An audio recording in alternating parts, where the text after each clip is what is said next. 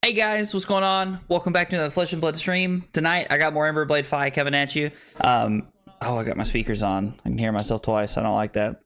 Oh, anyway. Nathaniel's here tonight. He's going to be playing some game with us. Say hi, Nathaniel. What up?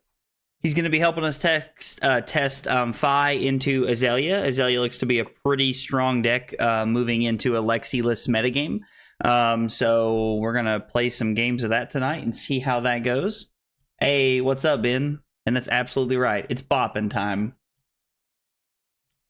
It's morphin' time. That's what it sounded like. All right, private game.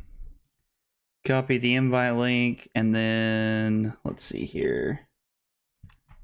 All right, I got it in the table chat for you, brother.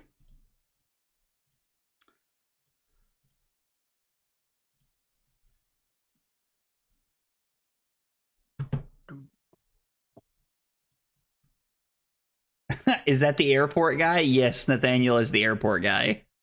It's hilarious that you remember him that way. Oh, is this your cousin? Yeah, it's my cousin Ben that picked us up at the airport. Yeah. I guess it's better to go second into you. If I had to guess. I guess. Cut a flame. Cut the reasons for both. Yeah. So cut a rise from the ashes, cut a flame call awakening, cut a phoenix flame, add command and conquers, and sink belows. Wax on doesn't really be too good, and I don't think reinforcing lines where we want to be at. I think sink below is definitely like what we're looking for in this matchup. Sink below seems to be pretty good, both as Arsenal. All that caricature, I can't talk, is so cute. Thanks, Allie. I appreciate it. You working tonight, Allie? Well, I've had 2 world-class fab players in my car. That is true. That is true. And thank you for the compliment, Ben. Oh, what happened? Oh, there you are. I thought you disconnected for a second. Or something. No, I was trying to sideboard. I hope it's a tree book for Ben. I really hope it's a tree book for Ben. Yo, Drew, what's going on, brother? How are you, man? I like the great bow. I think great bow is really good. The what? The sand scour great bow. Oh, great bow, yeah. Yeah, I really like that. Yes, good. How are you, Drew? Man, I didn't see you on Sunday, dude. Thought you were coming to the post on Sunday, man. Is it Bob Hope? Bob Dole? Get out of here, dude. Kyle changed his name to Bob. Oh my gosh. Y'all are wild. Girlfriend had a fever of 102, so I missed the last ProQuest day. Oh, dude, I'm sorry, man. I hate to hear that. I think we're going to keep this. Try to Arsenal it. I hate to take 3 here on turn 0, but I think we kind of have to. Wow.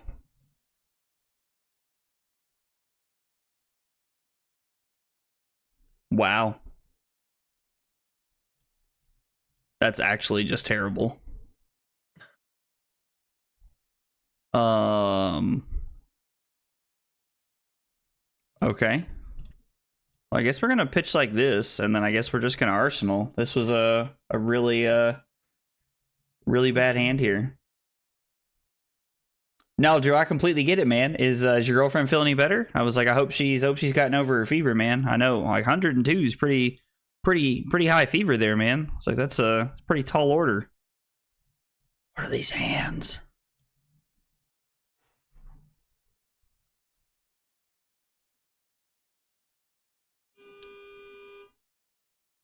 We're getting closer with a tie.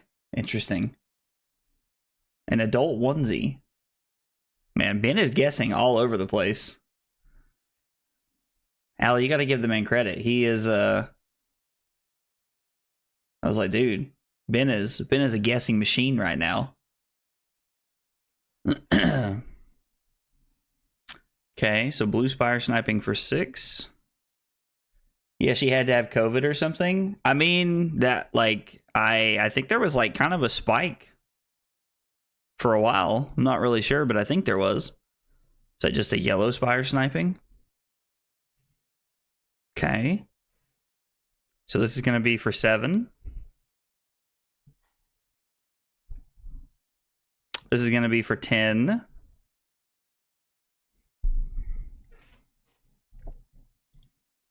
For 10, on hit, take a card from our hand. So I guess we're going to go about it this way. We're going to play Sync. We're going to put this on the bottom. And then we're going to play Sync and put the Lava Burst on the bottom. Okay, so a much better hand now, looking at our hand here. Well, dude, I'm glad she's feeling better, Drew. I'm glad she is feeling better, man. I know Carly's had COVID a couple times now, and I've had COVID once, and dude, it was not fun when I had it. I did not enjoy it at all. I can say that pretty safely. Warmonger's Diplomacy is a super strong blue in this matchup. Honestly, I'm just kind of hoping it'll buy us the turn that we need here. And then I'm just going to arsenal this and try to set up for a better turn here. Trying to set up for a bigger turn. I'm going to write a book called A Cactus Named Bob. Thanks for the inspiration, Allie. Allie coming in clutch with the cactus inspiration.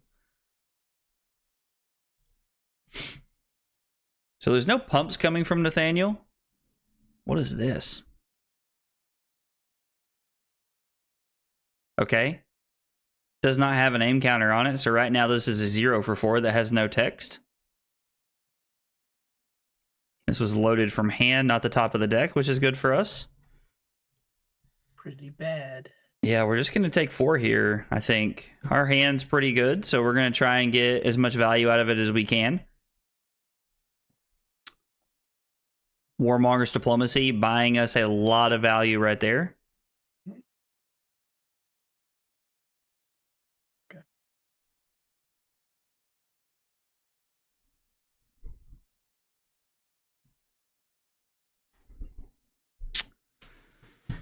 So this is an interesting turn. We could banish the CNC, which is probably the most heads-up play, because it means even if we don't draw blue, we can pitch a red to Emberblade if we need to and still play our Mounting Anger. Or I could actually banish the Mounting Anger and try to come up with CNC for 7 and see if it's super disruptive here into Nathaniel. I think let's go for the more aggressive line here and keep some go again attacks in our hand. And let's go ahead and banish the Command and Conquer. I think that's a better option here for us. And immediately rewarded for our decision.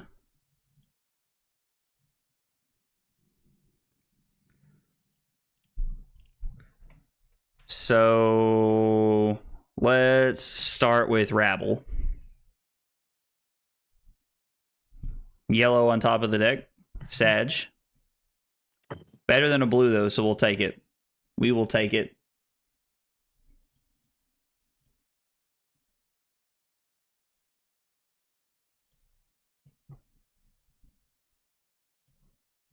Let's come in with Mounting Anger for 5.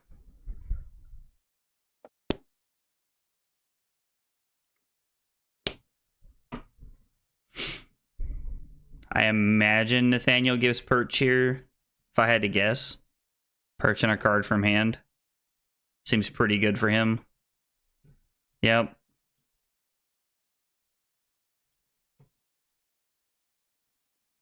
And then Rabble for 3 or for 4 here. Lost 2 points off that. Yeah, I know. Having 2 Rabbles in my hand was like tough.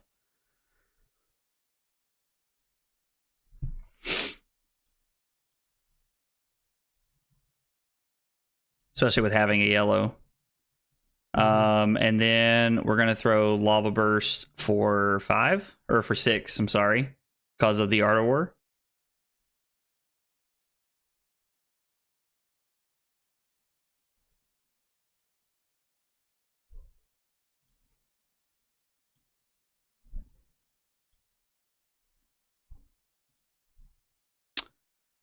And then, yes, we're going to use Mask. And getting a Lava Burst here. So if I get Assault the Wound, we're looking at 6 points here. So if I get Assault the Wound, I have 3 things that have hit. So it's for 5, 6. Because I'm getting ready to activate Fai. So I guess if he lets the Fai come in and hit him for 3, then we just get an extra point off the Assault the Wound. So it's better... Oh, wait, I didn't use snaps. You didn't go back and snaps. Yeah, I just realized I was like, I got so ahead of myself there. Didoi. Snap, okay.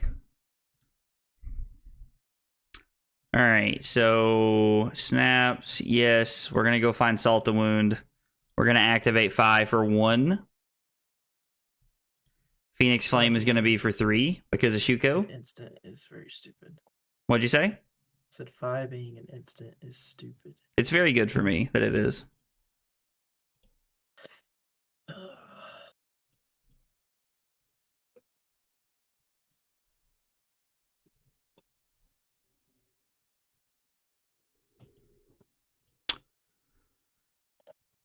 Okay. It's kind of scary that Nathaniel did not block there, but this makes our Salt the Wound for 7 here, which is pretty good.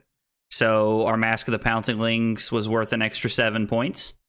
It was just inefficient, which is sad. I mean, that is fair. I've been there. Yo, Z, what's up, dude? Yeah, man, more Fai. I'm probably going to be playing Emberblade Fai all week this week. Trying to figure out how I feel about Emberblade Fai versus Kodachi Fai, even in the new metagame. Right.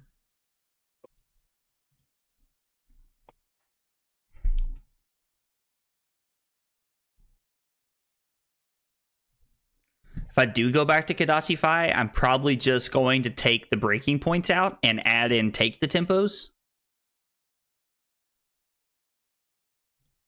Okay. Pre-med. Pitching a Codex. Oh, not what I meant to do. Oh, was that on top of your deck?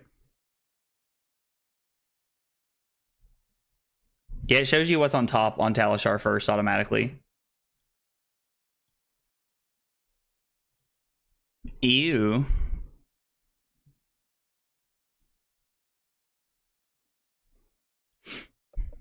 So Seek and Destroy activates nothing. Assume we're getting a red in the ledger here.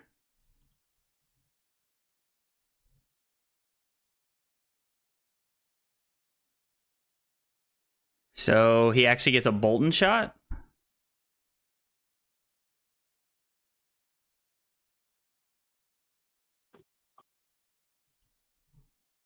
He's already activated the bow, so why Bolton shot? Why Bolton shot? Why Bolton shot?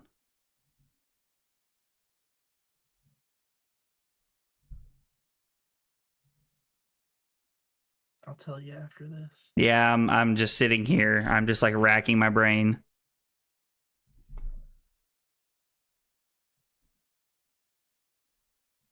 I guess we're just gonna go with, so E-Strike for 5, Blaze Headlong for 3 is 8 versus Head Jab for 2 and E-Strike for 7 is 9.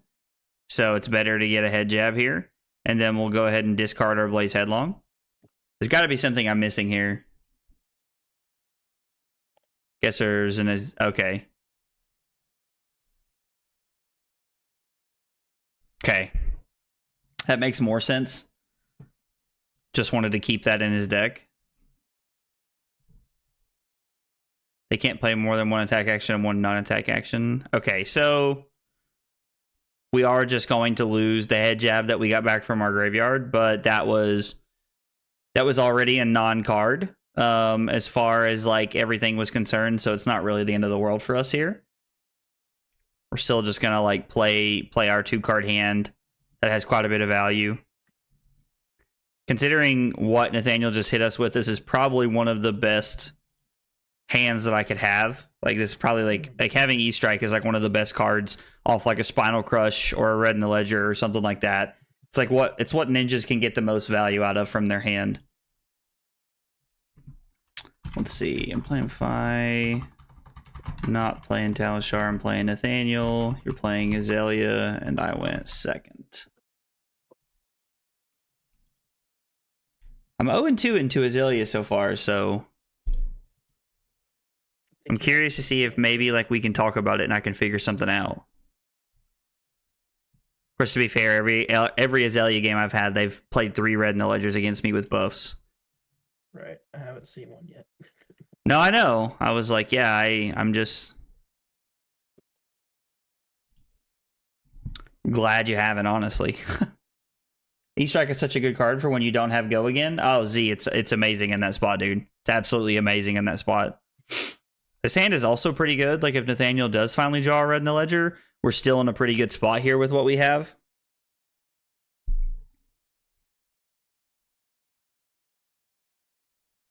Oh, also for anybody who watched the stream last night, I made some changes to the list. I actually cut the Ancestral Empowerments because they don't feel as good in this list as they did in the Kadachi list.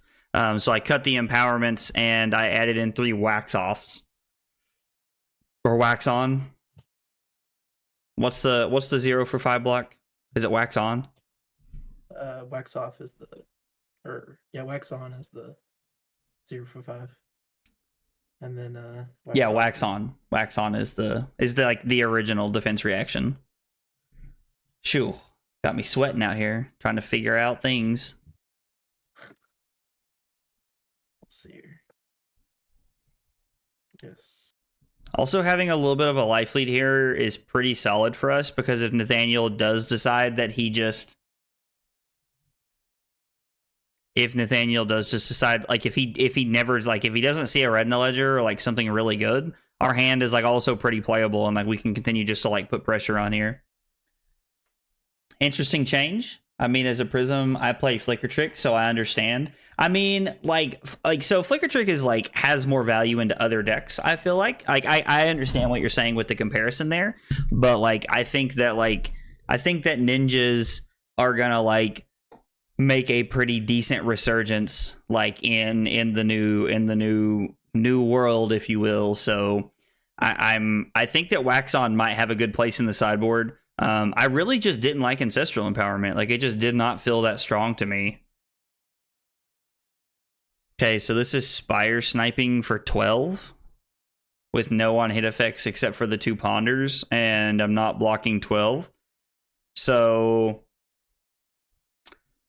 if I block 3, my hand is 3, 6, 7, 6. So my hand is 13 points off of a 3-card 13-point turn is pretty solid, and I can block 3, so I get to have a 16-point turn cycle. Pretty solid. I mean, it's pretty good. Pretty solid, he says. I mean, it is. It's a good turn, dude. Those are some chain numbers right there, brother. Yeah, it's insanity. Yeah, I mean, like, look, this hand is like this is the dream 3-card Fai hand.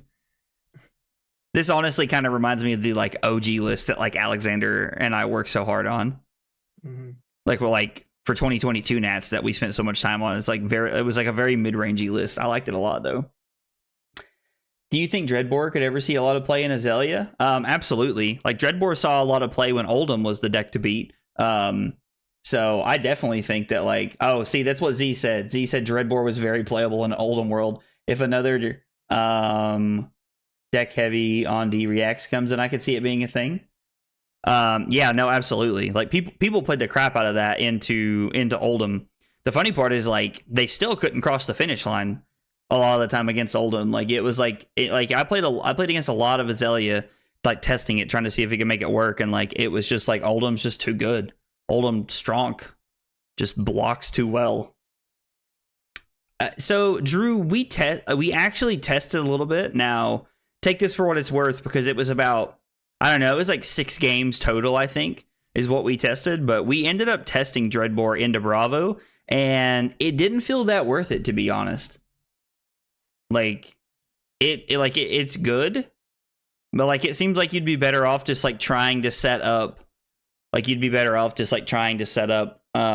bigger turns with like Remorseless and stuff like that, because Bravo's very reliant on like arsenaling their defense reactions. That was my initial thoughts and feelings about it.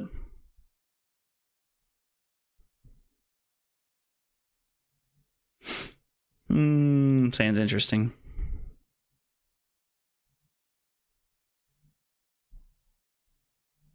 I really like the addition of Red Lava Vein Loyalty.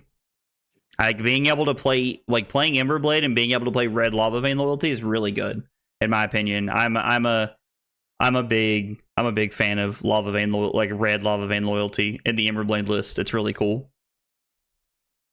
Sandscour list sides in Dreadbore worked really well into Oldhim. My team had a very well laid out list. I mean, yeah, like absolutely. Like I think that was the play into Oldhim, honestly. So I'm not like really interested in blocking 8 here. I mean, I guess I could block Lava Vein Loyalty, Flame Call Awakening, Shuko Furnace. But the problem is that no, Nathaniel pitched a codex, so there are no codexes here. Blocked with 1, pitched 1, so there's no codexes here. So blocking the reload, I guess, isn't, like, I guess we don't. Okay, so if we block the reload here, he has 1 card in hand, and the only way he can use the Great Bow is to use his Tunic. So if I block Lava Vein Loyalty, Flame Call Awakening, Furnace, and Shuko, my turn is throw Command and Conquer, which is not that great. Or I could take 8, go to 9, and then see what Nathaniel plays after that, because I have a really solid turn here. Like I have a hand that strips every single card out of Nathaniel's hand.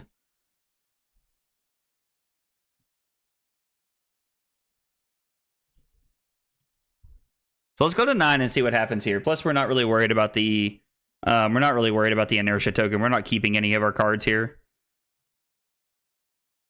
Card off the top of the deck. What does this say do? They can't pitch cards of the chosen color. So if I block 5, I get to take 3 cards out of Nathaniel's hand this way. I think this is a perfectly fine hand. At this point, taking 3 cards out of Nathaniel's hand is like very solid for us. This has no effect, but it's a 1 for 3 with go again, so I like it here. The problem with using it versus Bravo is actually his on-demand dominate. I mean, so yeah, like that's like Bravo will Bravo gives Azalea such a hard time because like he can just like dominate a Spinal Crush, dominate a Starstruck, like, and that's what makes Bravo really interesting in our current metagame, in my opinion. Like, I don't think I'm going to be honest. Like, maybe I hadn't played the game enough yet, but I don't feel like people, when I started playing the game, really respected or understood how powerful on-demand dominate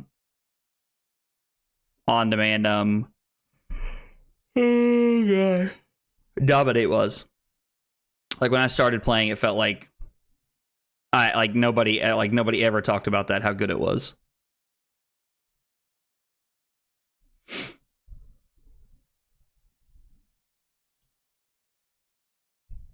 I mean, take 4, go to 5, and then my hand is 5, go again, 4, go again, 3, go again. So the 5 go again gets 2 cards out of his hand, 4 go again takes a card and Tunic, and 3 go again. If he has more than 1 2 block, he's dead. And if he has 3 3 blocks and a 2 block, then I take every card from Nathaniel's hand, and then it's just a numbers game at that point.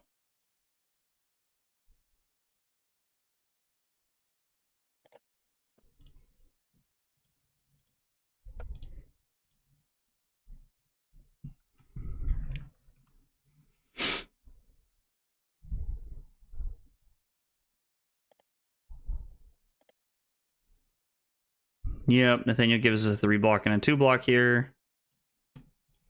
This gets a 3 block and Tunic.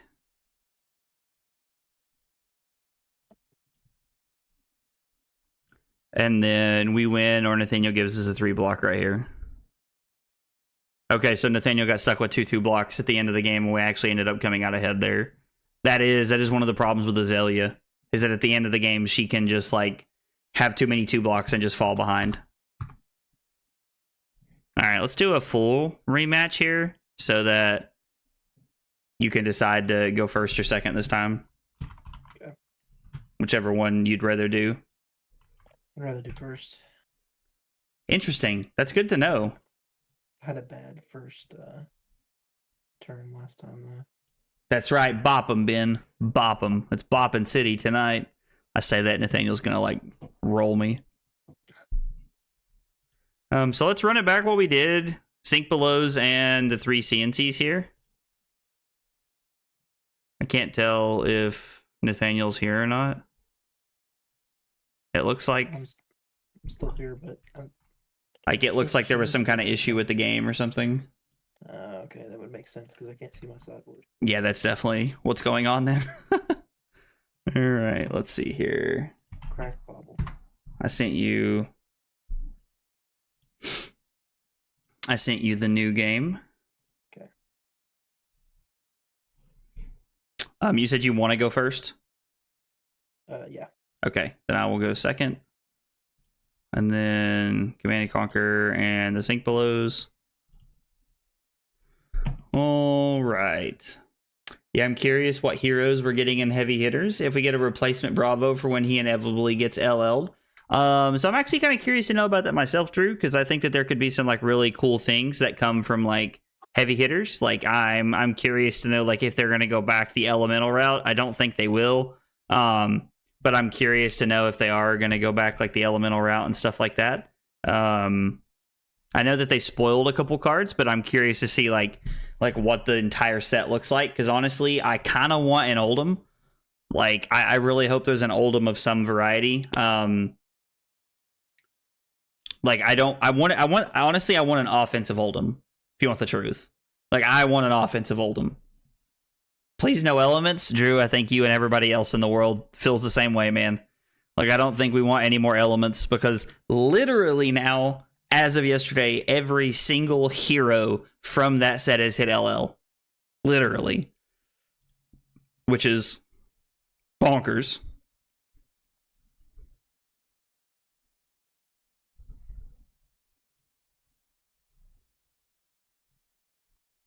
We take those. Sag. We take those. I went for it. Man, just... But if that's red in the ledger, you just get to stare at me.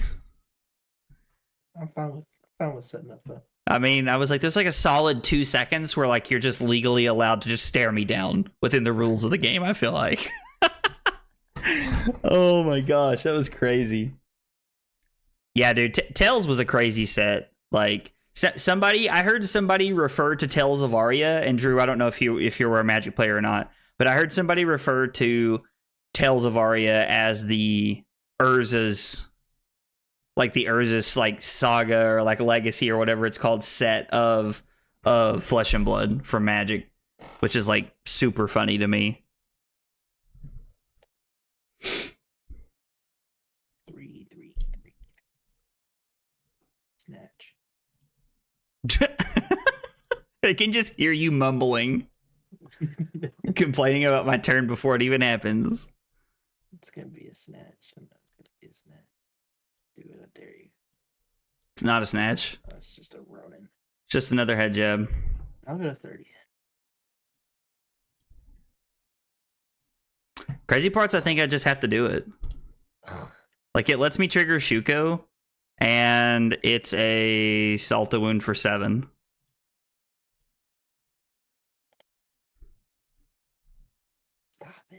God, Mask of the Pouncing Lynx gives me so much value. Like, back-to-back games, Mask of the Pouncing Lynx has been a 7-point piece of equipment. And I bought it for $2. $2! $2. Might as well buy the cold foil. Oh, I could see that. So I didn't get to play Magic during that time. Like I'm not that old. I didn't play Magic during that time, but like I can imagine that was an interesting time to play Magic. We are up 17 points, but the problem is that Nathaniel gets so much value out of like his arrows that have on big on hit effects that like we need to keep our advantage here, and we need to continue to push that tempo over the course of the game. Also, for anybody who missed it, I got this lovely poster over here on my left-hand side this past weekend at a ProQuest. That was kind of cool. Nice to have something Flesh and Blood related that I can put up in my background to have. Hey, we on that Emberblade. Yes, sir. Yes, sir. I'm hoping that Emberblade is going to... Wait, no, don't do that. Nathaniel, we can talk about this. Nathaniel, we can talk about this. Oh, no. This is so bad. It's not that bad. Well, I guess I'll block 3. Also, that shouldn't block 3 of all the cards. Dude, it's a 0 for 2. 3. Why would it not block 3?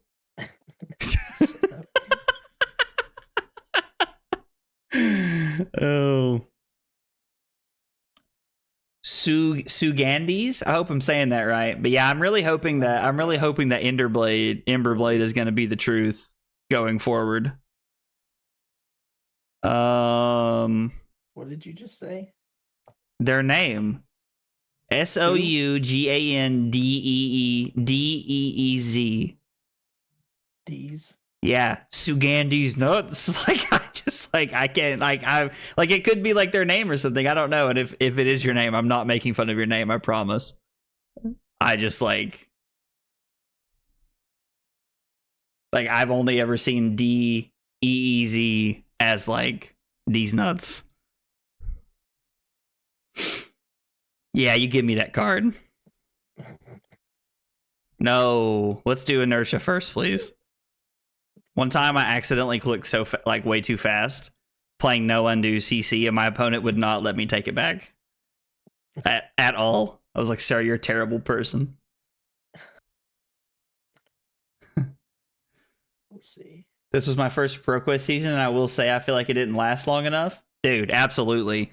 Dude, ProQuest season only being 3 weeks long is it's so weird because the 3 weeks of ProQuest are so exciting, so exhausting, and so I'm so sad when they're over, but I'm so happy when they're over. It's such a hard thing to say to people. I don't know, it's really weird. I wish ProQuest lasted at least a month or two, something. I know that Magic's competitive season runs all year long, which I would prefer that way. I think that is the superior system. Magic doesn't do a lot of things better than Flesh and Blood, but that's one of them. Oh my god, stop. Oh my god, stop. This is exactly what I was talking about, how we can very quickly fall behind. But yeah, Drew, I completely get it, man. It feels like ProQuest season is not long enough. Dude, I swear, if you don't stop throwing those freaking inertia tokens at me. I only have 9 versions of that in my deck, so. He said, hell yeah, brother. No, that's the name on purpose, LMAO. Dude, that's awesome. That's even better that you made that your name on purpose. That's awesome, dude. That's amazing. Yeah, so this is dominated because Nathaniel has no heart. So hard, I'd just throw it natty, I guess. I mean, so I guess that I'm gonna put this on the bottom. Wow, are you trolling me, game? That did not just happen to me. Dude, I just put a sink below on the bottom. That's so dumb. What do you mean? I literally, so I played a Sink Below. Yeah. When I activated Sink Below's ability, I put a Sink Below on the bottom just to draw a Sink Below. I don't know why your Discord went. Why what? Nathaniel, Okay, there you are. can you hear me now? Yeah, I can hear you. Yeah. So I literally I blocked with Sink Below, and then I put a Sink Below on the bottom of my deck just to draw the other Sink Below. Like, what a bunch of garbage. Why didn't you block with the Sink Below? Shut up, dude. I hate you. No, isn't that from Arsenal? No, they were No, all you from didn't- hand. I had no Arsenal. No, I have no I Arsenal. see, Yeah. I see. No, I wish. Bro, Well, I guess we be living the dream. Real talk, I probably give you sink, and like, or honestly, probably what I do is I give you like, take the E-Strike. Okay. I mean, I probably give you like, I'm trying to think here. What do I give you here? I probably just give you like a 3-block from hand, Sink Below from Arsenal, and then both my pieces of equipment. Mm-hmm. And then Arsenal a Sink Below. Yeah. Like, would have been like a really good turn for me, actually. But now I'm just going to play this Warmonger's Diplomacy and take one. Arsenal.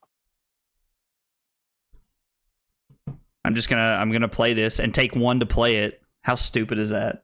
Okay, this is actually my best possible Warmonger's Diplomacy hand. Oh, you're so cool.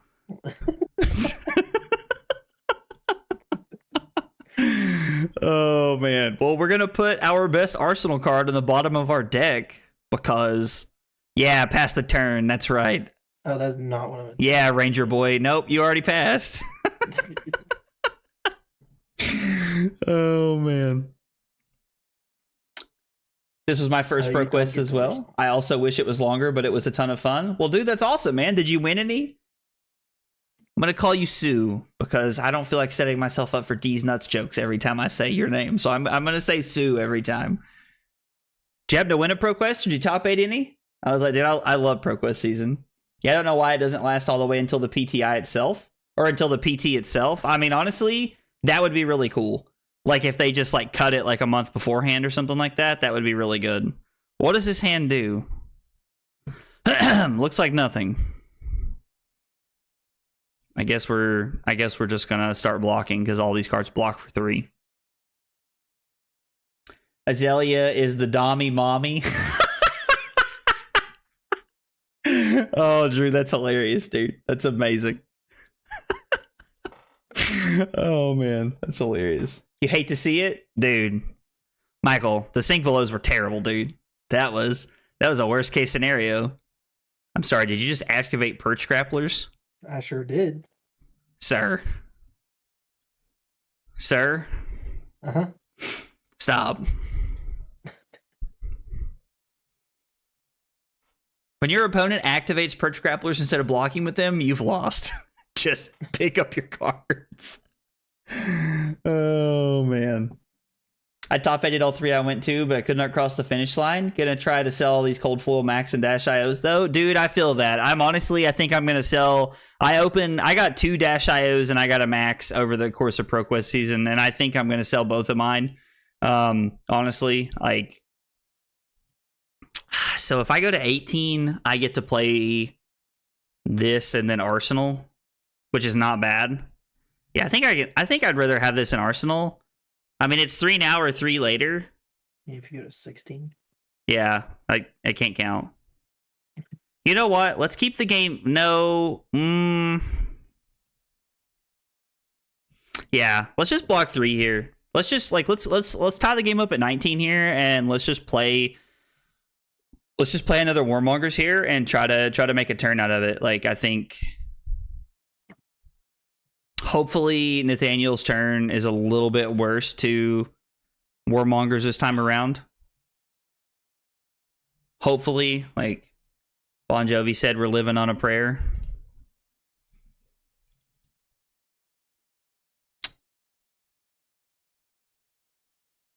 I really wanted that top 2 playmat. It is beautiful. Oh, dude, the playmat is actually really clean.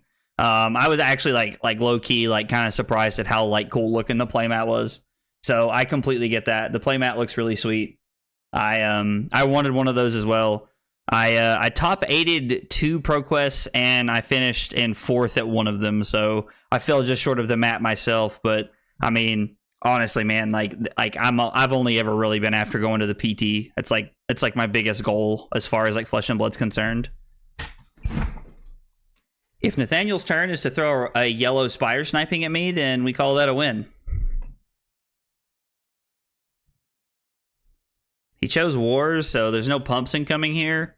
Like, worst case scenario, that was going to be a red in the ledger, and I have all 2 blocks, so I was going to have to give like 2 cards and Furnace here, which would have been pretty bad for us. Yeah, we're just going to take 4. Worst case scenario here is that he plays Rain Razors, and then Nathaniel's playing a yellow 0 for 2 in his deck. Yeah, Rain Razor's not too great in this deck. Yeah, like, I think Bracers definitely makes it better, but it's definitely not great. Yeah. So let's go Rise from the Ashes. And then we'll go Rising Resentment for 6.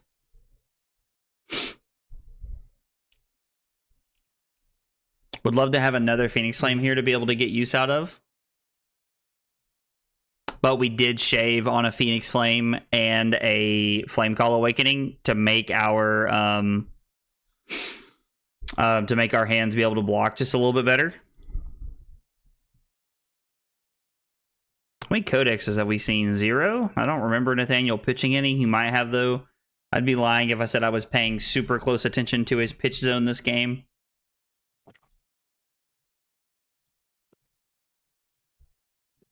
So Nathaniel goes to 12. And then we'll throw Rabble for her 2. God. We'll take those. Cry myself to sleep. I'm just going to arsenal my last card here to play around Codex, and we're going to see if we can try to close this game out this turn. Now, this hand is very good, but it all depends on what Nathaniel has. Like, Nathaniel could throw, like, even if Nathaniel doesn't dominate Red in the Ledger, he can still throw it at us for, like, 11.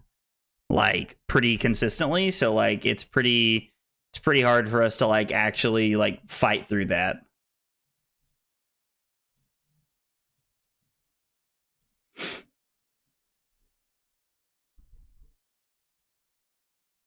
Here comes the old Bracers. So this is actually really interesting because... Dude, this is for 8.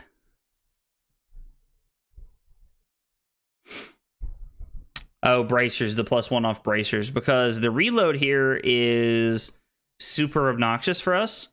We're giving Nathaniel the opportunity to actually throw 3 arrows at us if he reloads here. So if Nathaniel has a 0-cost pump in hand, a 0-cost arrow in hand, or if he has a 0-cost pump and then 2 0-cost arrows in hand, he can actually throw 3 arrows at us this turn if we let this hit. You seem to be very connected to the Rabble for 2. Trust me, Michael, I didn't chose this life. It chose me. It would have to be Bolt and Shot. Yeah. So you have to have a Bolt and Shot, a 0-cost pump, and another 0-cost arrow to throw a 3rd arrow at me. Yeah. Or you could have Codex. True. Codex or a 0-cost arrow. If I take 8 and go to 7 here, I mean, I think I'm going to make Nathaniel show it to me. Like, this hand is pretty good. I'm in a virtual 6 right now. Like, and this hand is just, like, this hand is super solid. Like, we could use every single card in our hand here this turn to get value out of. So we just kind of have to, like, make Nathaniel, like, try to put us to 2 here. We can also give Furnace and Shuko. Nathaniel chose not to reload.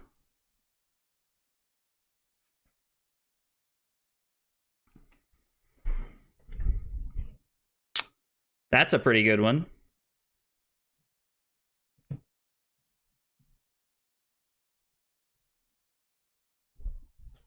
Does this have an aim counter on it? Does not. Okay, so with no aim counter, I can block 4, take 4, go to 3, and then I'm at 1. And then my hand is 3, 6, 9, 10, 15, 20. It's what? Yeah, my hand's insane. Thanks to old Snappy Boys. Oh, thank you. My hand could be 21 points, but we're giving up the Shuko here, so we're getting more value out of blocking with the Shuko here.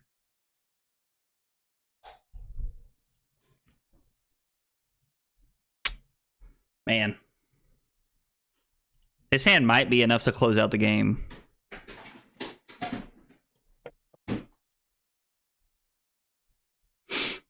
Now, Nathaniel does have, like, some equipment block here, but I'm thinking that with a 20-point hand here, we're going to get all the cards out of his hand but one. We might be able to get, like, he may be able to keep 2 cards. If he can throw an arrow at us. Oh.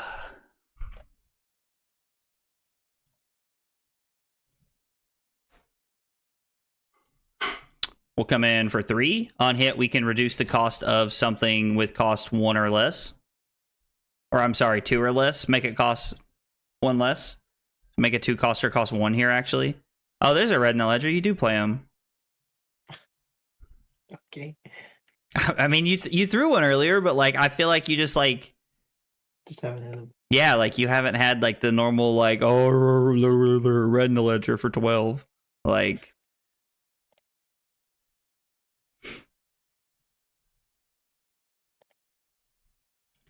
so this is for 5.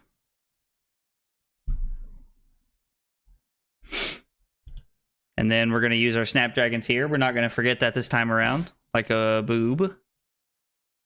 Nathaniel goes to 2, and then Nathaniel's required to give us a card and Tunic here. Or he can give us both of his cards.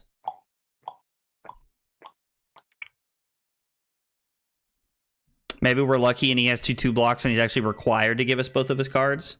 I guess that's like a best case scenario for us.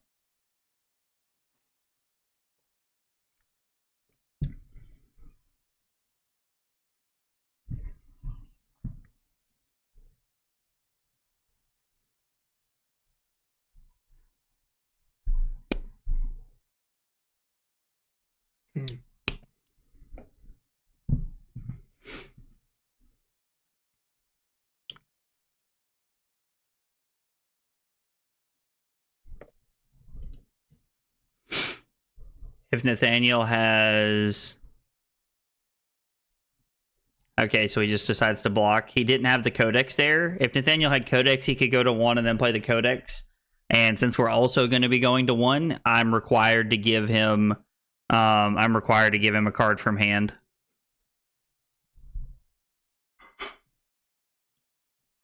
Going for the bow off the top. Dude, that's such a good hit. Wish it was 4, but I mean, sure, like obviously a red one would be better, but like that's still not bad. Like at least you hit something. Bad. Hit a 0. Now, to be fair, it didn't matter with my hand. I was just gonna arsenal this card, but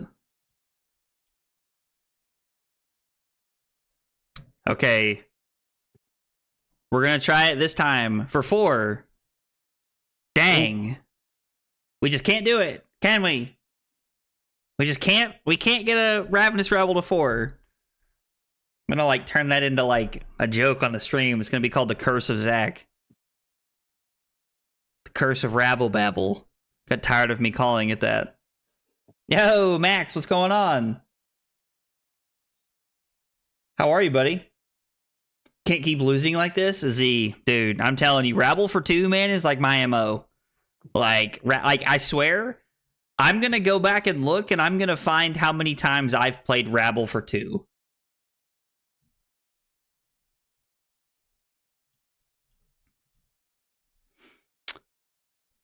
This gets 2 cards out of Nathaniel's hand, which is kind of nice. I wish we could keep the Artivore here. I guess I could have alternatively chosen to...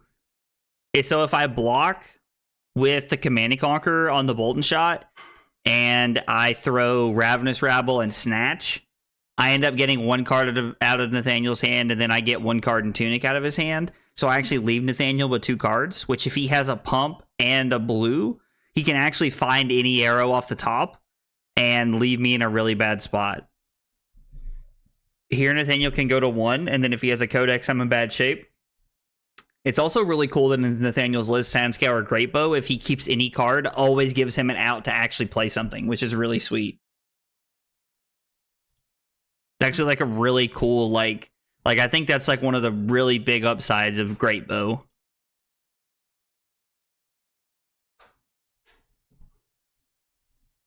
Come on, let there be a pump on top. It's pump All right. for funsies. I mean, yeah. Get that value in. Oh. Yo, Mordecai, what's going on, dude? Rabble for 2 is on rate. Yeah, it's on rate for me, man. Is this game? I'm pretty sure this is. What, you're 15 off of 4 cards? 3, 6, 7. It's 14. Oh, sorry. Didn't think it'd be 14. Yeah, no, it's a pretty good hand.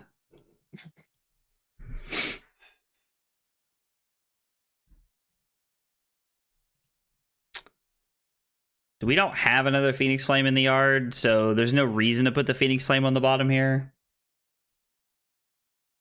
So we'll just attack with the Phoenix Flame and then put the Lava Vein Loyalty on the bottom when we come in for 7 here. If this was like a 0 for 4, this would obviously be a ton better.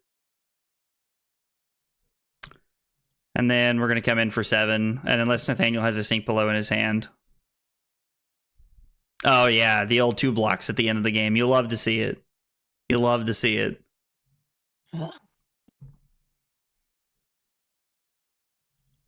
Nathaniel has yet to really hit us with like a big red in the ledger turn, which I do feel like is contributing a big factor to our success here.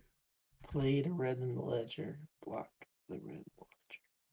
Yeah, I was like, you didn't. I was like, I think would you play 1 or 2? Do you want to go first again? It doesn't matter, either one. Like, you would rather go first? Yeah. So Okay. whatever you want to do. Well, then, yeah, we'll just quick rematch if you'd rather go first. That way, like, That's it's fine. already set up that way, so. 2 attack, 2 block, fair card. I mean, Max is definitely fair. It's not good for me, but it's fair. What's important is that it's 14 off of 5 chain links, air 4 chain links. Math is hard. I mean, math is hard, dude. I get that. I completely get that. But yeah, I mean, 14 points when my opponent has, 4 cards in hand and 1 equipment block when they're at 1 is almost assuredly lethal. They'd have to have all 3 blocks and a Sink Below to be able to get out of that.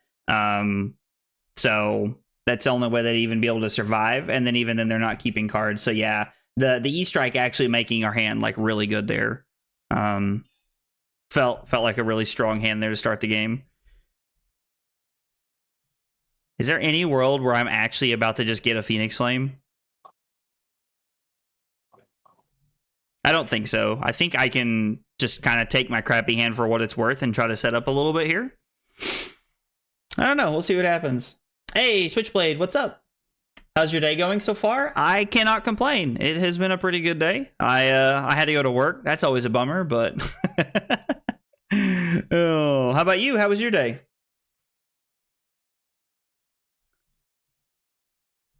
This is about to be one of the saddest Fai hands you've ever seen. You ain't even ready for this, dude.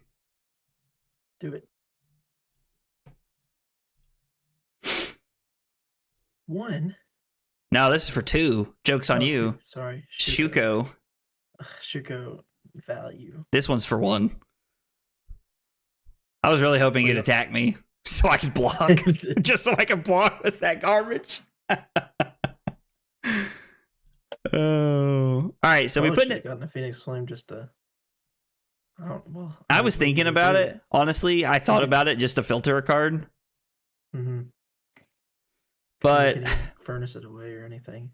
I decided that I should just keep my hand, deal the set, like attack for 7 here, and then arsenal this card because this is a very good arsenal card for me. And then try to set up and play like a more, like just try to play a better hand. Although this hand's not great, we can do a little bit of filtering with the card that we ended up arsenaling here.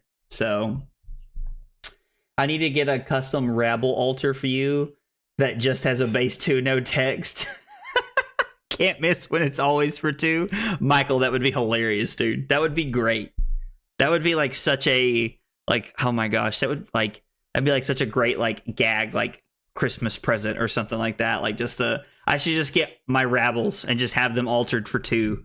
I'd have to make sure. I'd have to like check with a judge and make sure that that's like legally okay. But like having Rabbles altered that just have the 2 on them would be so funny. That would be hilarious. I'm sorry. Is this 11? Mm-hmm. Well, I guess if I talk about it enough, you'll start playing them at some point. Can you block 11?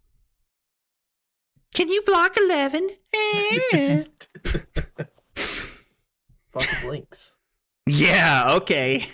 The ultimate value. So we actually have a decent line here where I can block 8, take 3, go to 37, and then I guess I go to 35, and then I can play my last card here as my only action, which is fine, and then leave this so I can have a little bit of setup in case Nathaniel has another Red in the Ledger. The alternative to that is block 6 plus this. So take 1, go to 37 instead of 35 because of the Pox token. Play this anyway, and then arsenal this and try to set up for a more offensive hand, knowing that Nathaniel doesn't have any defense, that Nathaniel will have less offense than we want. I mean, that's not a bad play here. Like, setting up for offense here, I hate to use this on a non-dominated attack, is like my big thing.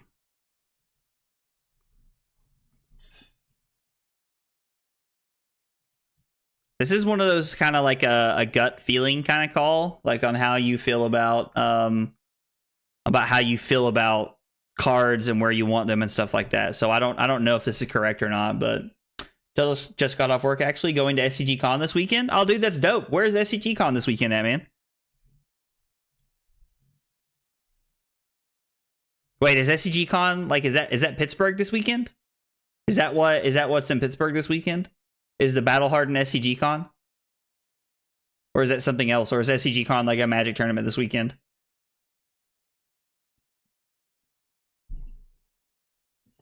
We'll choose War. Nathaniel also chose War. And no, we'll go to 35. This is a decent hand. Oh, wow. Was not ready for that. Extended art non-bulls? What? Max, what are you talking about? Wall of Flavor text just says never goes above 2 power. Dude, this is a great altar. This is like totally coming together. 2 power Rabbles that just say never goes above 2. Like, I'm here for it. And if nothing else, it'd be a great talking piece.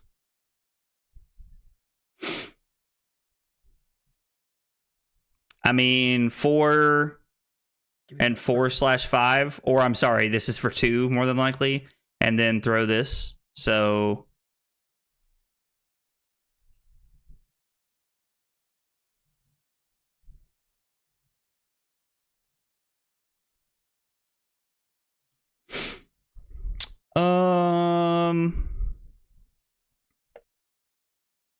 so Nathaniel actually forcing us to block with Furnace here. Interesting. Hopefully no Rain Razors here. Not every Azalea list plays Rain Razors, but some of them do, so something that I'm always trying to be on the lookout for. I guess we're going to lead on this. Like, we want to try and get the value here, so we'll definitely lead on this. Oh, it's just like that brute card, the brute card that can't be altered? What brute card that can't be altered? Is this a joke and it's going over my head? Because I'm going to be honest, if this is a joke, it's definitely going over my head right now, Z.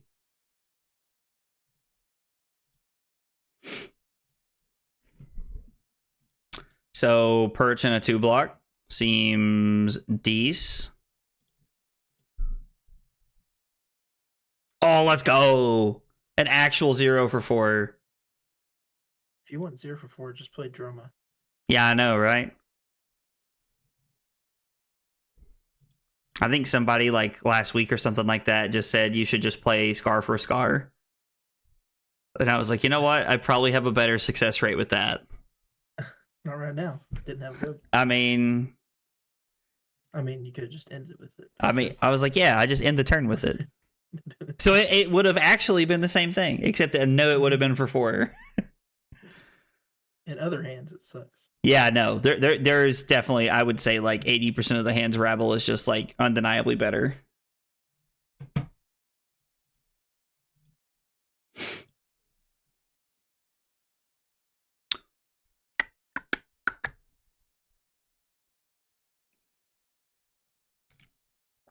Okay.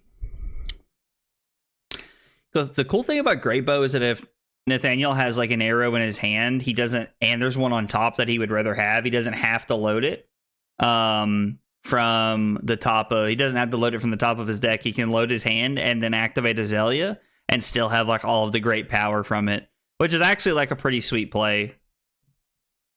At least I think it's pretty cool. I'm a pretty big fan of it.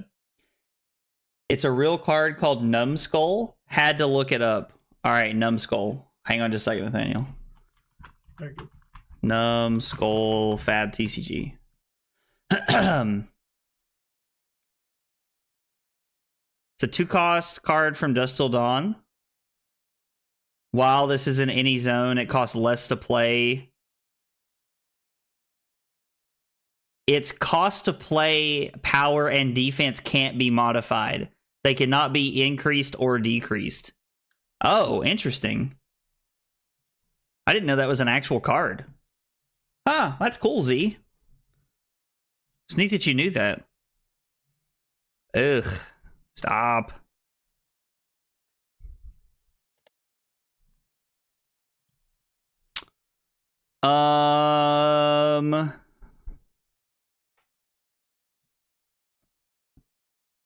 Three, 5.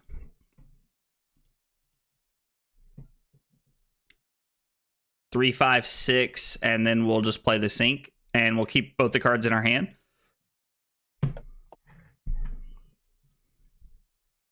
Just gonna keep the cards in my hand. I was like, they're both pretty good. I don't really have a reason to sync anything. 100% popper. I mean, yes, it's definitely a popper. cannot be changed. You might be onto something, Max. It's cool in a vacuum. Sucks on a Blood Rush turn. Ooh, I didn't think about that. I guess like every Brood is wanting to play Blood Rush. So I guess I can just play my 0 for 4 and then Arsenal this. And then try to set up because we still have our mask. I think that's a better play. This plays around Codex and it sets us up for like a bigger, more explosive turn. As long as Nathaniel doesn't have like a Remorseless or a Red in the Ledger or something like that, we can try to get a little bit more aggressive and get value out of our Mask of the Pouncing Lynx here. Being up 13 points means that if Nathaniel has something that's not like super oppressive, we can actually just take the damage here. This is a pretty interesting hand. If Nathaniel does have something crazy like this, like a mobilizing shot can be pretty good with an aim counter, but doesn't have a counter on it just yet, so that's looking good for us.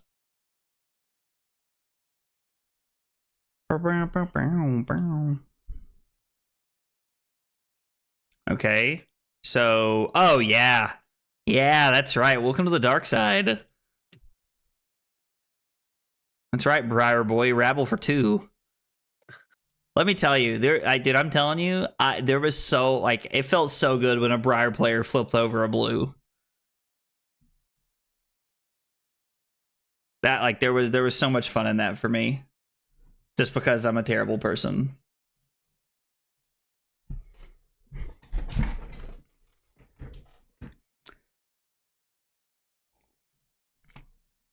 This is where this gets interesting. He's already activated Azalea, so can't be anything with Dominate here. I mean, I think I'm going to play my whole hand here. So I think we're just going to take this. Go to 26. And hope that we can't be punished too much. Punished. That's pretty good.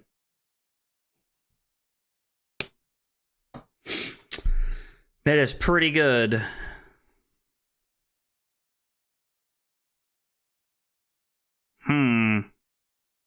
Okay, so what is Remorseless? Remorseless on the floor is a 1/2. Phoenix Flame is 3. Snatch is 4. 1 for 9 sounds good to me. So it's on the floor a 1 for 9.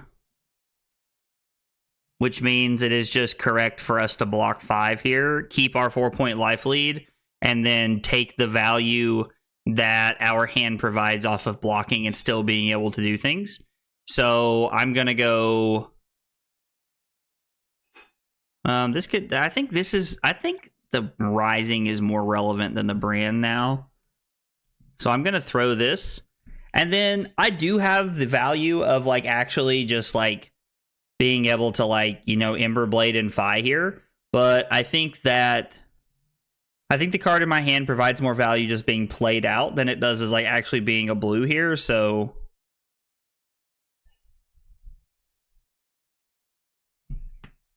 oh man.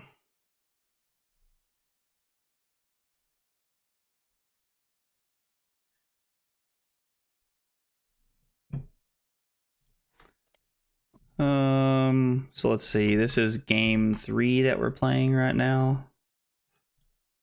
Yeah. Yep.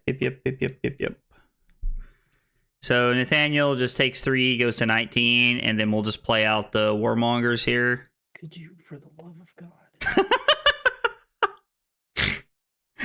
Oh, I feel like that's almost every Azalea player's reaction. For the love of God, could you just... Which I actually have no pumps, but I could have blocked 3 before, and that makes me mad. Get wrecked. It's like the weird balance of always trying to find like what you're looking for. Mm-hmm. Wait, what happened to my Rising Resentment? Did you hit me? You hit me with a Seek and Destroy. Well, if it makes you feel any better, I could have attacked for 3 more and I didn't. That's good. So, yeah, there's that. You want to go back? No, God, no. I mean... Either way, it's like, that's a card out of deck. That's really it, because I was going to block. Yeah, I mean, this isn't going to come down to, like, you decking me, or vice versa, so... Oh my God. Oh. Correct me if I'm wrong, but shouldn't Warmongers not let you activate Azalea? Always lucky. So if he chooses War, then he cannot activate Azalea, but he's acting great. He's activating Great Bow right here. Oh, wait. Wait, why can you activate Azalea?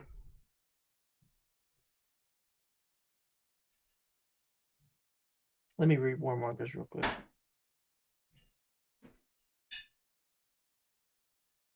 The only actions they may play or activate during their turn are weapon and attack actions. Yeah, you can't Azalea. Did you choose Peace? No. No, if you chose Peace, you wouldn't be able to bow. So you can't Azalea here. Should not be able to. Let's see. That's weird. Good catch, Trent. I appreciate that. That's so weird. When you like just revert to like start the turnover if you want, if you need to. Yeah. That is so weird. Yeah, you shouldn't be able to do that. And like normally like they're pretty on top of like doing things like that. So I'm pretty surprised that that's like an option like that. I hate to get rid of this card. Yeah, good catch, Trent. The same thing happened last Warmongers play too. Oh, it did? No, I didn't catch that. That's weird. Normally, like, I know that, I mean, don't get me wrong, like, Talishar is not perfect or anything, but, like, normally they, like, you know, Warmongers has been out for a while. They, like, you know, catch these things after it's been out for a minute, and, like, they kind of fix these things. So it makes me wonder why why that's like that. But Trent, good catch. I appreciate you helping us keep the keeping the game clean. I was like, we want to make sure that we're getting good testing out of this. Hashtag just Talishar things. Oh man, that would be trending on Twitter every time a new set comes out. Or, I mean, I guess you would call it trending. I don't really think Fab TCG is big enough to be trending.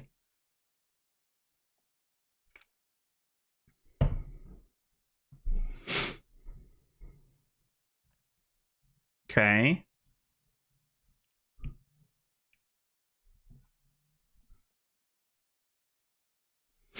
So activate Quiver and Whiff, which means Nathaniel's just going to throw a card from his hand here.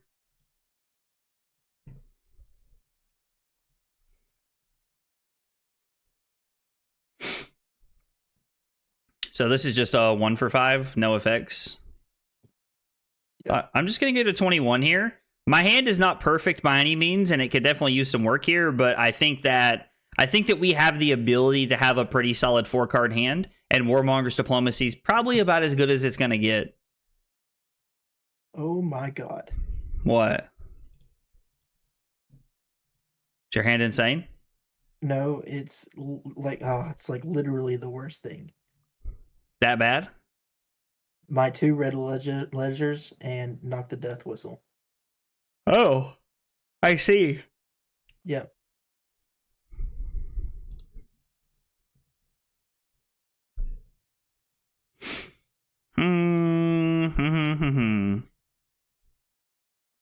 Banish a Phoenix Flame. Yeah. Lucky for you. I have my snaps is why I made that decision. God, it doesn't affect Art of War. So stupid. No, it like almost affects nothing in my deck. It's fantastic. That's so stupid.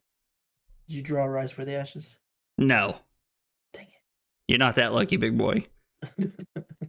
All right, so I guess let's start here. I could pitch my blue to activate Fai, but I think I can just safely use my snaps here, because if I use snaps on my Lava Vein Loyalty here, everything else in my hand has go again. So I'm just setting myself up pretty well here.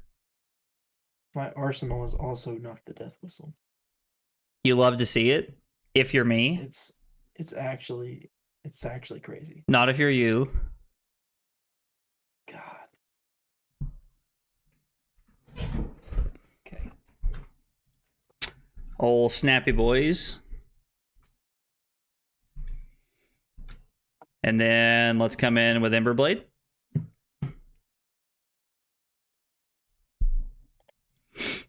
Okay, Nathaniel gives a card here. We'll come in for 2 here with the Lava Vein Loyalty.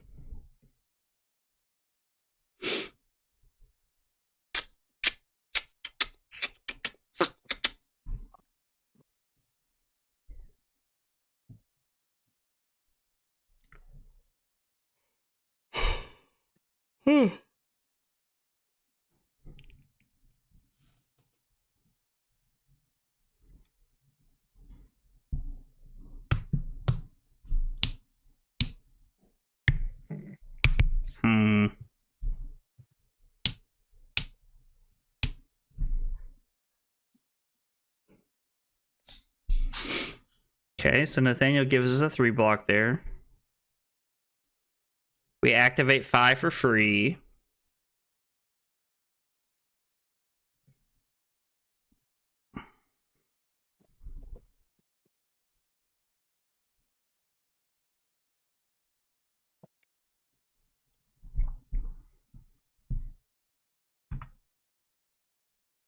Yep, it was me lagging. And then we'll come in for 3 because of Shuko.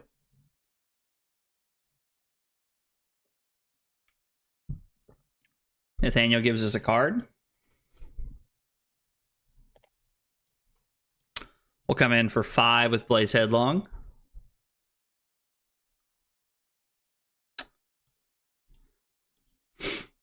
Nathaniel goes to 10. We're going to pop Mask here.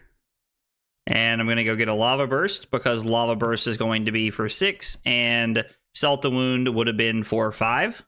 So we get 1 more point off of our Mask here. Mask time? Yes, sir. Absolutely, Trent. Put Nathaniel to 4. We'll take our 17-point lead off the back of him having a terrible hand. And this hand just also plays around... plays around red in the ledger extremely well. Which I know is like not what Nathaniel wants to hear at all, but winner, winner, chicken dinner for us. Couldn't hear anything anyway. What'd you say? Couldn't hear anything anyway. Oh, I see. I can't hear you. I can't hear you.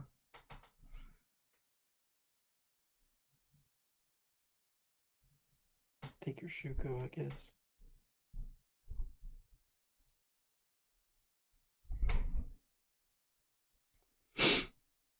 Okay. Immobilizing shot. Do I even want to block with this?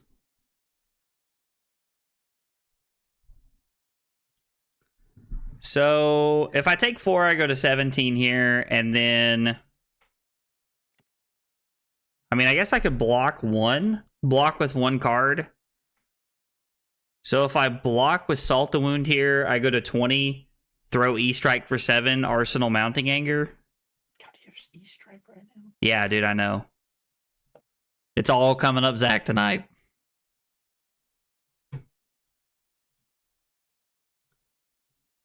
I'm going to keep Mounting Anger here because it's just a guaranteed starter. So no matter what cards I'm stuck with or what I'm able to keep or not able to keep, I have a guaranteed starter in my arsenal. This also allows us to play around Codex, which we haven't seen yet. Nathaniel might have... Well, there's a Codex. Which means Nathaniel probably drew 2 in one hand. That or he's just going to stay at 4, Arsenal his last card.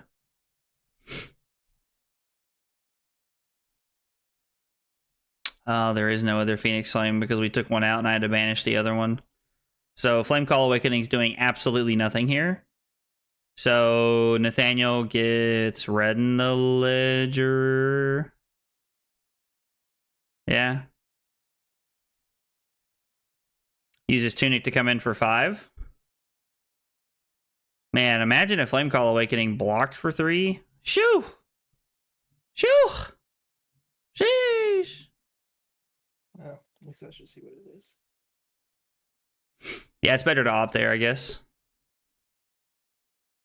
Gives you some insight going into your next turn.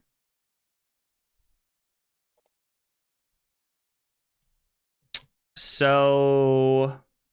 block Shuko, sink below, put Flame Call Awakening on the bottom. If I draw blue, we're on business. If I draw red, we're still like in an okay spot, so... I don't have another E-Strike, so I just don't feel comfortable just taking 5 here. Or blocking with a card or something like that. Let's put this on the bottom. It's not a bad card. It's not a bad card.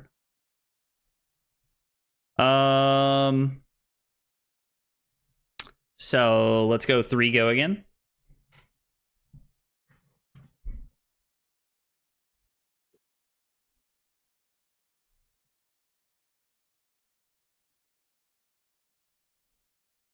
Nathaniel doesn't have to give us a card here, but if he does not give us a card, he will be out of life to play with for the rest of the game.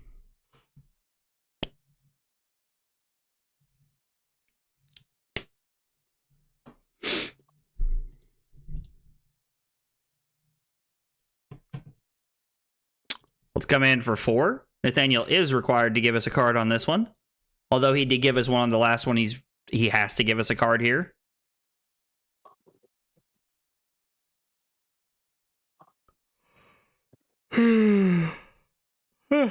Lord. Obviously, I did not sleep well enough last night. I'm yawning like crazy. Like crazy. I'm going crazy.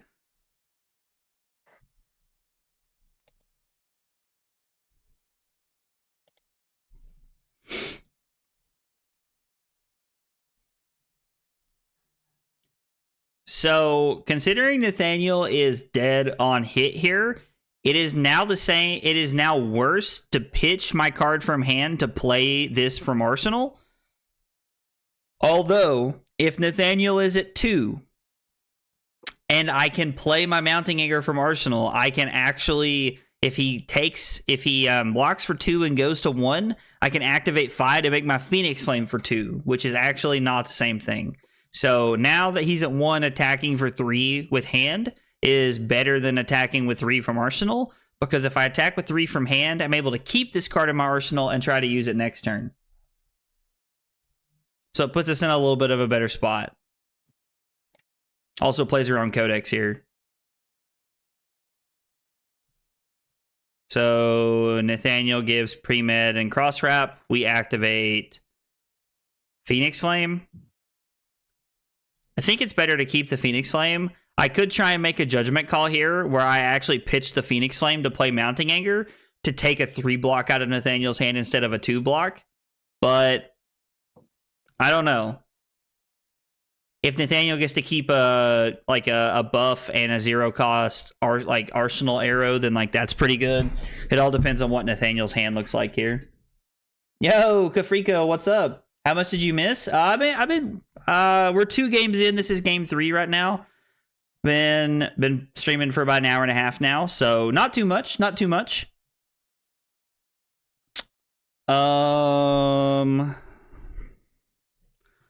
What is this? They lose all hero abilities and card effects here. So actually, if I had pitched my Phoenix Flame to attack for 3, I would have taken both of Nathaniel's cards out of his hand, and then he wouldn't have been able to do anything. But that's not really, I think, I don't think that's a consistently strong decision to make there. So block 3, take 2, go to 18, block with Soul Bead Strike. And then my turn is pitch a blue for Mounting Anger, Emberblade, Ravenous Rabble, into Soul Bead Strike. I think that's a perfectly fine line. I think it's actually a line that ends the game, as long as Ravenous Rabble isn't for 2. Might actually end the game even though Ravenous Rabble is for 2, because it just doesn't matter. Because Nathaniel's required to give me 2 cards here.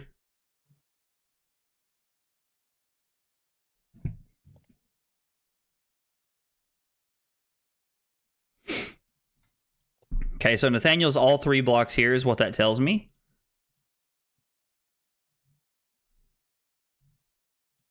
So Nathaniel blocks 3. Rabble Babble. Oh my gosh, back-to-back 4s? I'm going to buy a lottery ticket after this. It's your game, man. I mean, you're either drawing abysmally or I'm drawing really hot. And it doesn't feel like I'm drawing really hot. 2 knocks, 2 red ledgers. Just was really bad. It was also very good for me that the time you had a red in the ledger, I just had knee strike. Yeah. That was extremely solid. A lot of arrows lately. I don't know why. Like it not like a good mix of stuff, you mean? Yeah. I get that. Let me might try a new sideboard. Okay, yeah. Let's try it. Trying to hit full rematch there. Oh no, if this hits, you can't start the game with a Phoenix Flame in your graveyard. Trent, that would actually be terrible. It's good that we're playing the old best of ones here in Flesh and Blood. So I don't know how many of you guys that hang out in my chat used to play Magic or not, but if you played a lot of Magic and then you came to Flesh and Blood, I don't know if it was this way for you guys, but it was very weird for me to go from playing best of 3 to best of 1. And that was also very weird to wrap my head around the concept of my sideboard is I sideboard before the first game, and I have to hope that I know if you're playing Fatigue Starvo or if you're just playing, Run Me Over Starvo. So it was a very weird concept for me to wrap my head around and understand. I don't know if anybody else had that experience when they came to Flesh and Blood from Magic, but that was a very weird concept for me. So we're just going to keep trying the same thing we have been. We're going to bring in the Sinks and we're going to bring in the Command and Conquerors and see if they're good enough.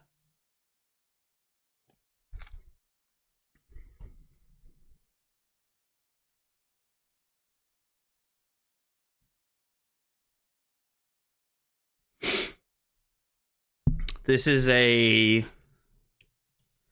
interesting hand, to say the least.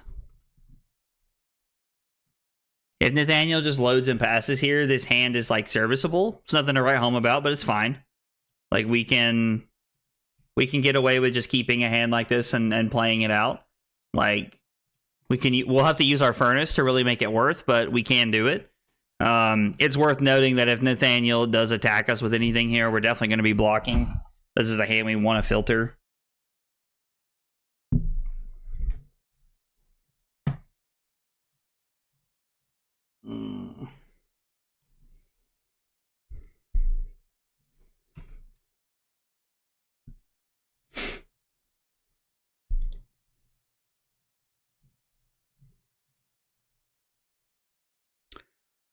The old 5 dominate, huh? Mm-hmm. I guess let's block here. Let's block 2 and take 3. I know it's like inefficient, but like I think I want to filter this card out of my hand more than anything. I think I'm more okay taking 3 here and giving Nathaniel a ponder, because I want to get this card out of my hand for sure, and there's no guarantee that Nathaniel attacks again this turn.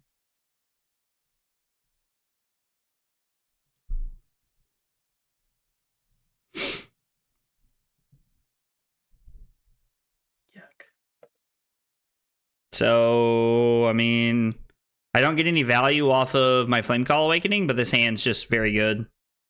Like, this is just a really solid hand here. Just plays well into the idea that we just have strong power cards here. Nathaniel blocks. We throw the Emberblade.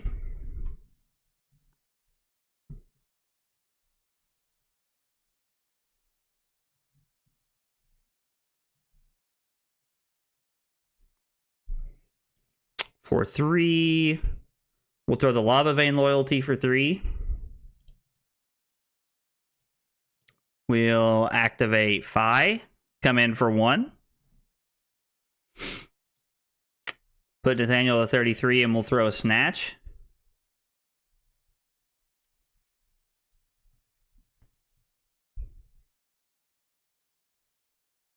Okay, Nathaniel gives a Remorseless and a Perch here. If Nathaniel didn't block, I think I was going to snap there. Like, I was probably going to snap and mask in that spot, but I think most of the time Nathaniel's going to block in that spot.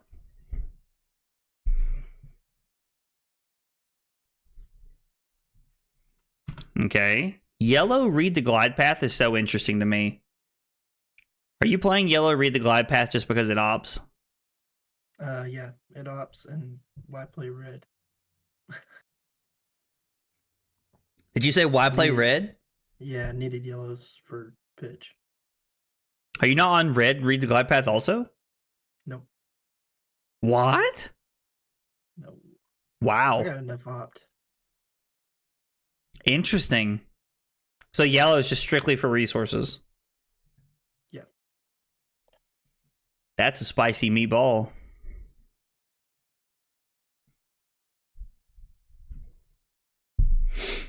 So this hand is block 3, go to 33, and attack for 7, arsenal my brand. Or this hand is block 6 with Lava Vein Loyalty and E-Strike, go to 36, play Warmonger's Diplomacy, go to 35, and then arsenal my brand. Either way, I end up with an arsenal card here, but it's all about what's more valuable. I think this is getting E-Strike on my power turns. What'd you say? Can you stop getting E-Strike on my power turns? I'm sorry. Take it up with Talishar. I think it's better to play Diplomacy here. Diplomacy has shown a lot more value for us over the course of the last 3 games. Diplomacy has felt really strong in this matchup in general, and I know that that's kind of like a duh forehead like kind of thing to like say, but it's like I just feel like we're really experiencing that. Like, even on Nathaniel's hand, where he said this is like probably the most Warmonger's Diplomacy like proof hand that he could have. Like, it really wasn't. It wasn't anything that impressive. Like, it was like Rabble. Like, Ravenous Rabble is his like Warmonger's proof hand. That and 2 blues into Perch. Okay, yeah, the Perch was pretty good actually. The Perch was the perch was really solid. That I actually was not ready for. Felt like in all those like wrestling memes growing up. Watch out, watch out, watch out. Like the Randy Orton thing or whatever. Yeah. So this is for 5 and it does have a name counter on it. So this came from the top of the deck.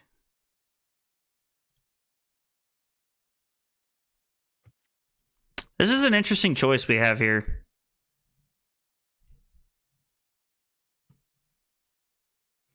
So I can block Flying Kick.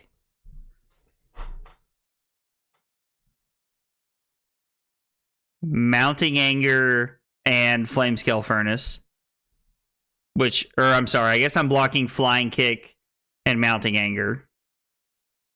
It'd be block 5. And then, or no, actually, I need to block with the Rise from the Ashes. Man, that would be a dodo play. So if I block Lava Vein Loyalty and Rise from the Ashes, I get to have a 4, 10, 11. I mean, a 3-card 11/12. It's not too shabby. It's not too shabby. Why is every turn 16? It's crazy.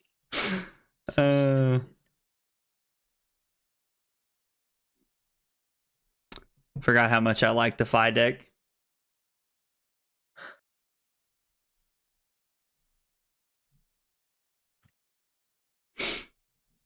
So we're going to start with Brand. Because if I start with the card in my hand, I'm not able to get the value off of it. So we have to start with Brand so that I'm actually able to present the on-hit effect and try to make it a little bit more relevant for Nathaniel and make him not want to block, or make him want to block this late in the chain. Because at the beginning of the chain, he knows I have no cards in hand and he knows it's not relevant.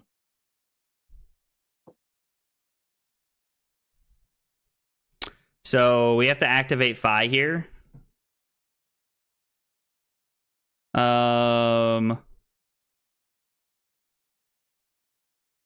Just put me at 21. Did you say just put you to 21? Yeah, just do it. And then this is for 2 here. Bop him. That's right, Ben. Bop him. Just put me to 15. Don't tell me what to do. Hey. So we're going to get Salta Wound here because Salta Wound is 4/7 and Lava Burst is 4/6. You're supposed to get Lava Burst. Get out of here. So we put Nathaniel to 14. We're enjoying our 17-point life lead, and we're hoping that he can't really like punish us too much. Wow, this hand plays around all of that so well. Like, it's crazy how good this hand is.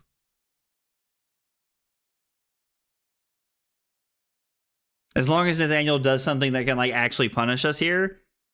If Nathaniel doesn't, it just doesn't matter. Red in the Ledger's pretty good. I've heard that's a pretty good card.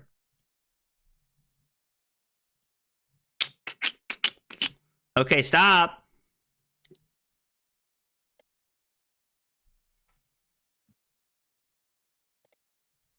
God, what is this for 14?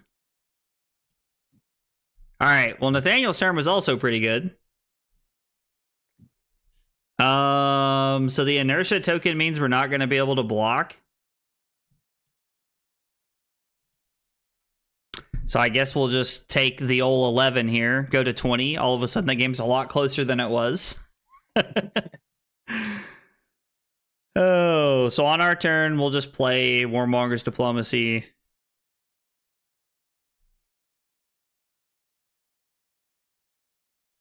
Hope that Nathaniel just, like, has an arrow in his arsenal.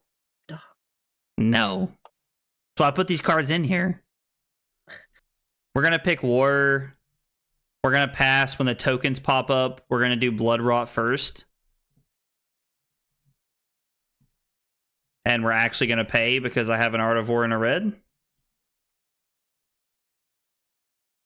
Okay.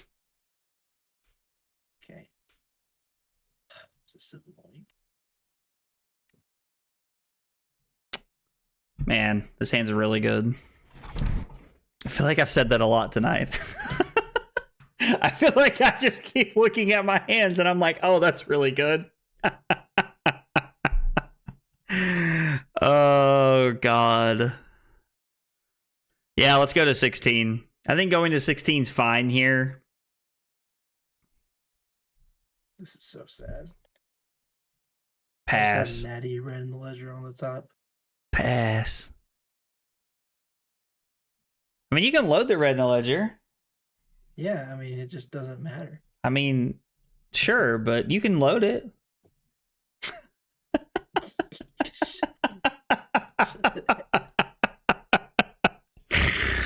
Oh, man. You're going to give me your flame skills. What's going to happen?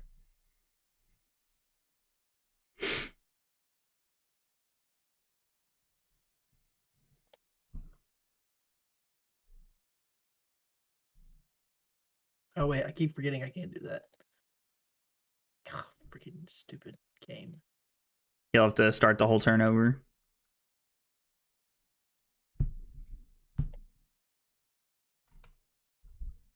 So I go to 16 here, which is what we just played out.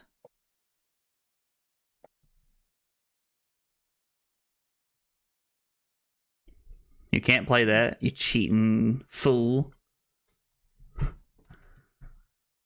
Nathaniel puts red in the ledger into Arsenal, I assume. With the old Aimski counter. So the funny part is, like, my hand is actually just so good, I'm not even going to play around it. I'm just going to block 3 and take 2.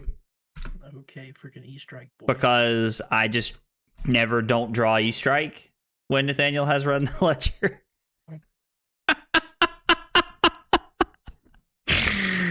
Oh, man.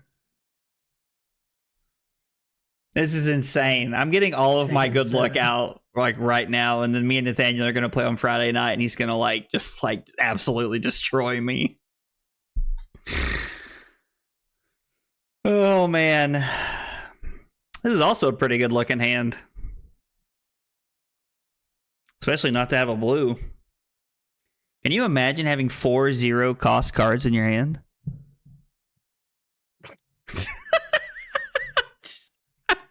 Shut up. Skill-based game? Oh, 100%, dude. 100%, dude. Like, listen, I'm a part of the Talishar Patreon for a reason, okay? That's all I'm going to say. That's all I'm going to say. I mean, so realistically, if I need to here, my hand blocks 2, 4, 6, 10. Like, I can block 10 here if Nathaniel dominates a red in the ledger. Can you? I can block 10, yes. No, you can't. I really can. No, you really can't. 10? You can't. Don't you dare have a released attention. Actually, not possible. I mean, if you have a released attention, then sure. LOL pay to win. Yeah, Trent, that's like the hidden mode that nobody knew. That, you know, this game is just like play to win, pay to win. Oh, I'm so cool. I have released attention.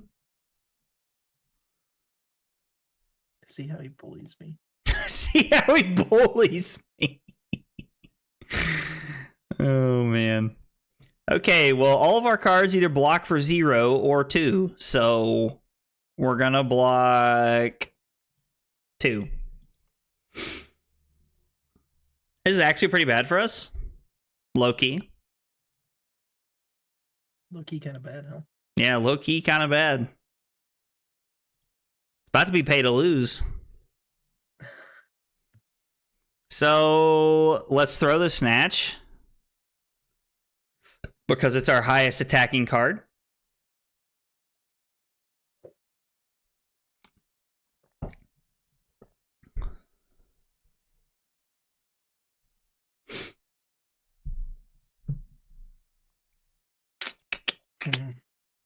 Hmm.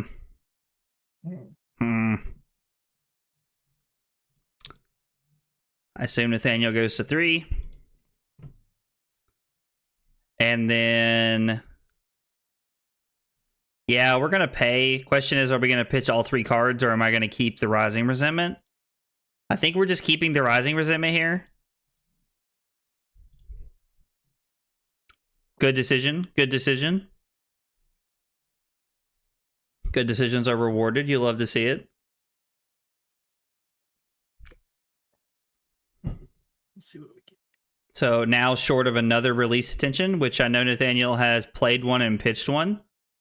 So there's only one left in his deck that he can actually have. Or no, I guess he just played Knock. So scratch that. There's 2 he could have, actually. Stupid shuffling. 3, 5, 7. We can actually block 11, which means we can block a red in the ledger with 2 pumps on it. Or any... Oh, God. Oh, we have a 2-handed weapon. Ha ha ha ha ha. I know. Yeah. I just needed more pumps. I mean, that's fair. Codex is pretty good here.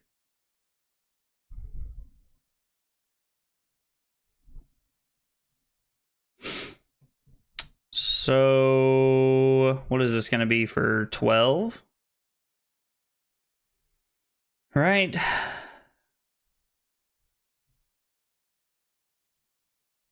Which is really awkward because, like, none of this lines up conveniently. I mean, I don't know why my voice chat's doing that thing it used to do when I played on tabletop. like what? What's it doing?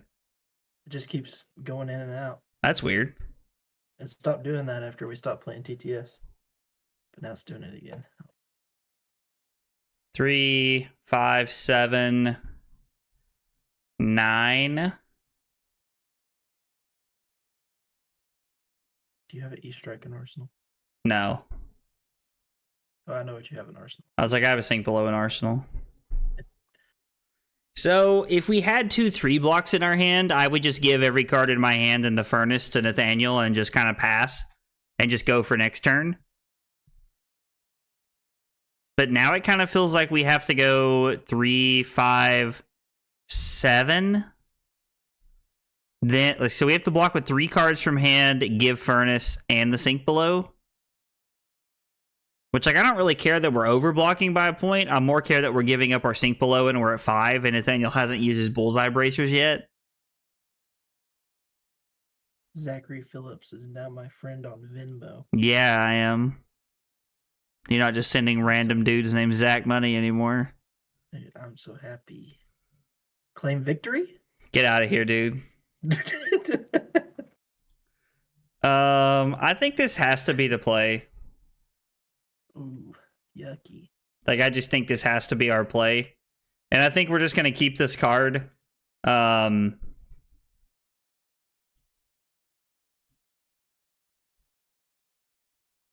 you block with Furnace?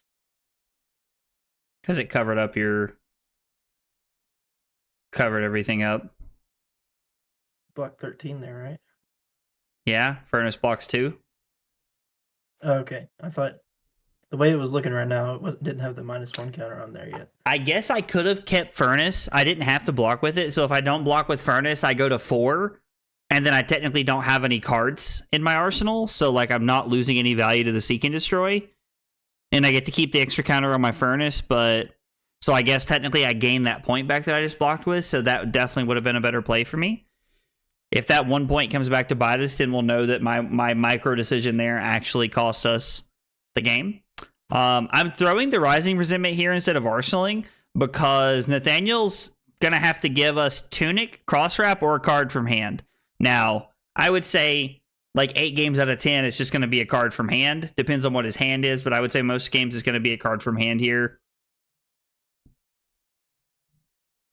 Because if he gives up his Cross Wrap or his Tunic, he's foregoing the resource, or he's foregoing the opting the rest of the game. So giving up a card that he just can't attack with here is definitely his best option. And then we'll pass. This is an awkward one.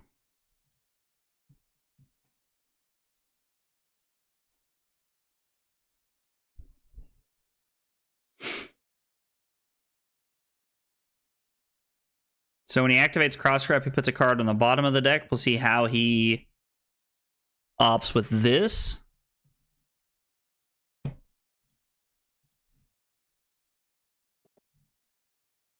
Guys, thanks for hanging out tonight, whether you're on YouTube, Twitch, Kick, wherever you're hanging out at. Appreciate y'all being a part of the games tonight. Nathaniel and I are trying to see if we can figure out this matchup a little bit. Now, unfortunately, some of that has been mitigated by me drawing some of, like, the best well-timed hands I can have against his hands, and also him drawing, like, kind of, like, weird. So he went top on the read there.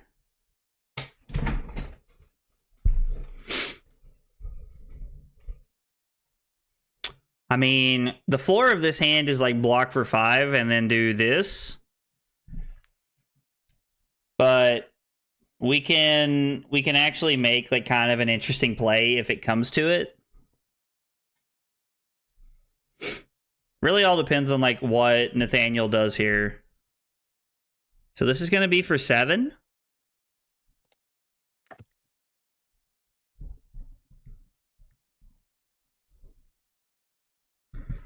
So could have done it for 10, but I don't know if it'd have been worth it. What'd you say? Could have done it for 10, but I don't know if it'd have been worth it. I mean, so attacking. I had to get rid of Bullseye's. Oh, I don't know. That's a tough question. I think we're just interested in staying as high as we possibly can here.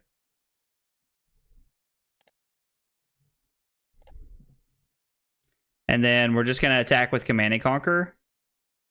I think this is like the best play we could make in this spot.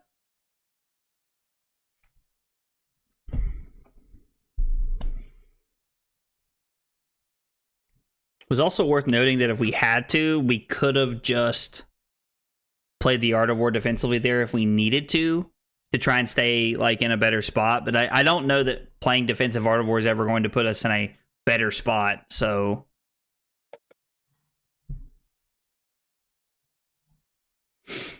okay.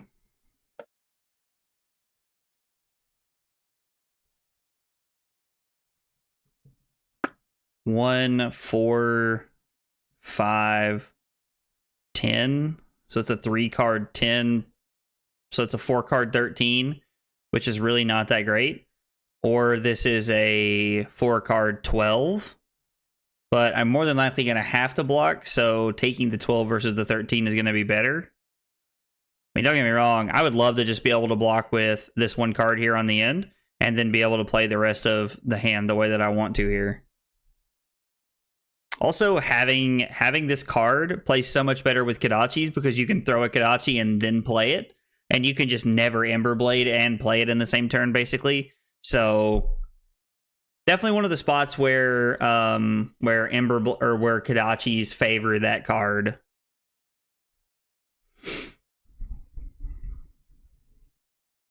I freaking messed up. Let me go back. Yeah, start the turn over, dude. No worries. Oh wait, no. I don't know why I thought that was different than it was. Nope, just I was kidding. doing it right. Just kidding. Didn't mess up. Okay.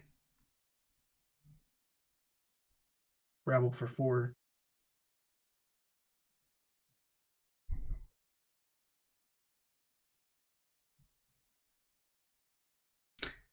I'm tempted to go to 1.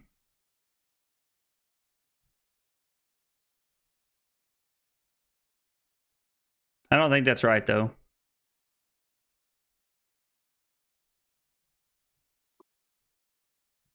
Go to 1, you don't have to worry about on-hit effects anymore. I mean, you're right. I do not have to worry about on-hit effects. Was that you saying the other day, I'm just going to go to 1 so Boom Grenade just doesn't matter? Yeah. I thought that was you. I played probably at least 10 turns at 1 while he was at 16. I mean, and then I just blocked for the rest of the game and it worked.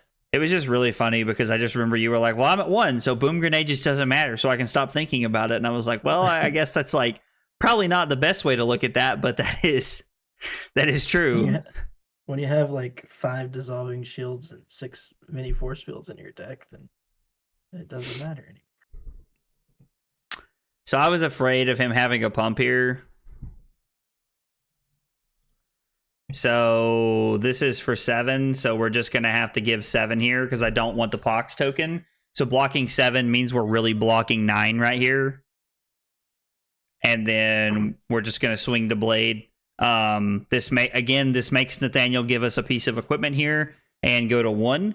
He could give us both pieces of equipment and go to 2, or he can just give us a card from hand, depending on what his hand looks like. We also know that he has a premeditate in his hand based off the rabble last turn. So we know at least one of the cards in his hand. The fact that Nathaniel's going to 1 is like pretty bad for us. And wrong. Was that release attention? We've only seen 1 sink so far. Do that again. Oh, do you want to block? I can't read. Okay. I don't know how to read. I do understand that. I told you I'm convinced I don't really know how to read, that like I just see like pictures and I have like associations. You know, like mounting anger and rising resentment. Mm-hmm. That was so funny the other day. You were like, why didn't you do that? I was like, well, I don't have it in my deck, so... I definitely can't read Fai cards. I mean, to be fair, the same. They all have fire on them and little ninja dudes. Don't you bullseye bracers me. Gosh, I hate you. Ban bullseye bracers, it's too strong. It is pretty good. That's really bad for us. Because Nathaniel gets a ponder, and him being able to dominate anything with a pump spell ends the game here, basically. That's really bad news for us. Where are all these sink belows?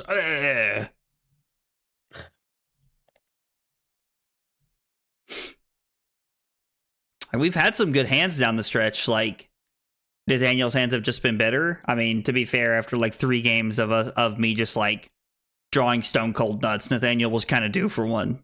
And I don't really feel like this was insane. Like, Nathaniel's had to like earn every step of this. I feel like this has still been an extremely close game.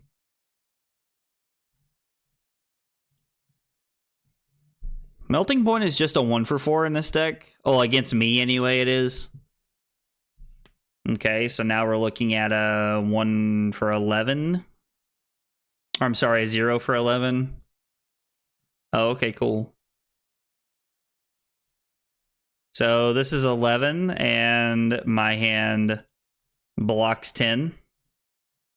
So Nathaniel inches ever closer. 1 to 2 points at a time. And then I'm just going to pass yet again. Seriously? Still no sink belows? I'm hoping I brought the other ones in. Good lord. The suspense? Oh, Ben, I appreciate it, buddy, but this game was over like 3 turns ago. Unless Nathaniel just like literally didn't have an arrow on top for like 3 cards or 1 in hand.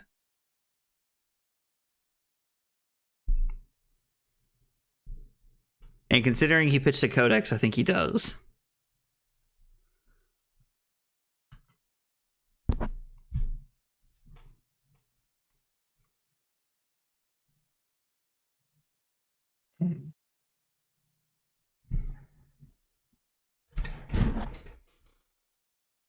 Oh, man.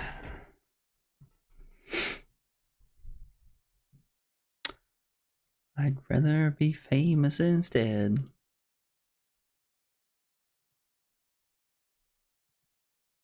Oh, hey.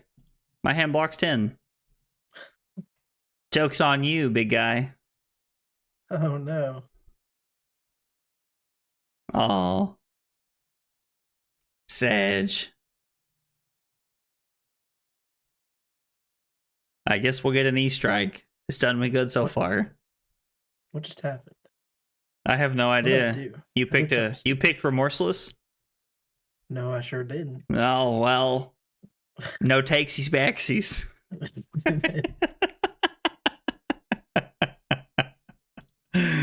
Oh. I guess Nathaniel is just a higher tier patron. Dude, obviously Trent, man, he must have upped his subscription after our last game. He went to the next tier sub on Patreon. Oh, I mean, we played a 12-turn game, and I had an 11.33 value. It's not bad. It's also the longest game we played so far. Yeah. 12 AVP. Where's the value? It's the very last one, the AVPT. Yeah. AVPT 12.3. Yeah, mine's 11.3, so went second that game. 116 damage.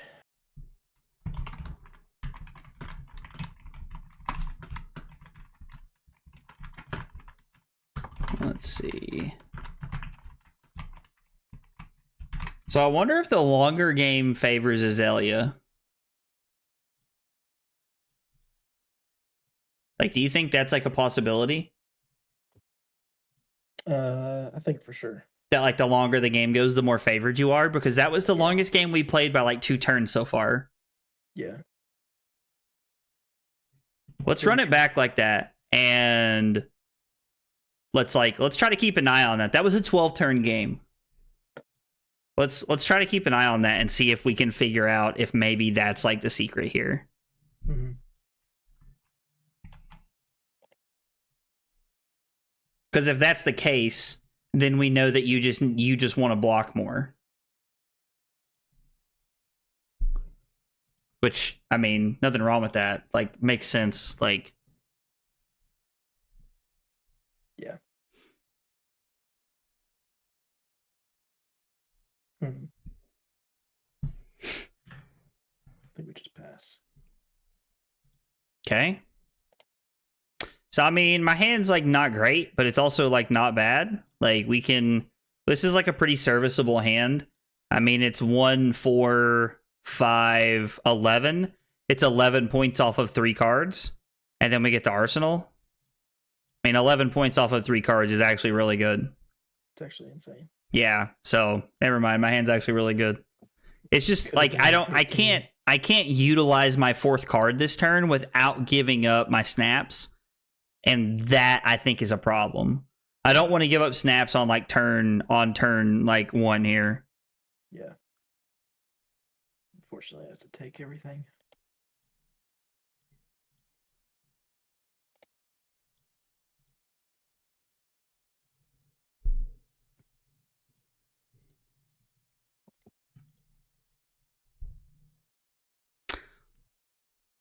See, now that Nathaniel's playing like this, it really makes me wonder. I guess I already utilized my Shuko. It makes me wonder if I should just throw Snatch here and just see what he does. If Nathaniel doesn't block, then we can just snap here. Okay, so Nathaniel makes what I would call the poised decision here. And then I'm just going to Arsenal my last card here and try to set up for the long game here. Right, I guess the long game. I guess like the next like 3 turns here. Oh, look at Carly plugging my goals for the year. Carly's the best. My old enemy Nightbot. I'm just going to like make that your command. Get Ben, Nightbot. Oh, man.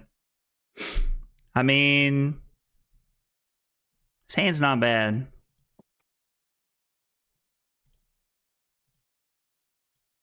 Two pumps is pretty bad for us, though. Off a red in the ledger, so I mean...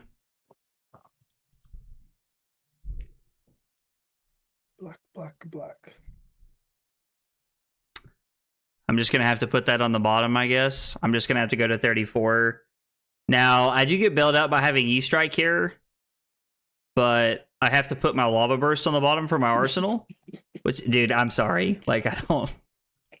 I just always have it, man. It's so stupid.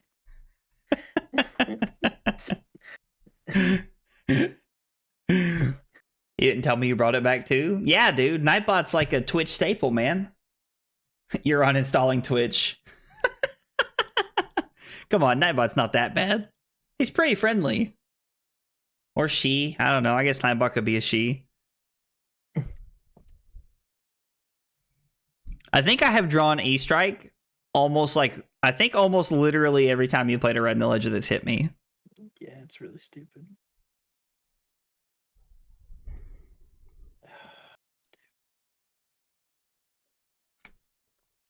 May the odds be ever in your favor.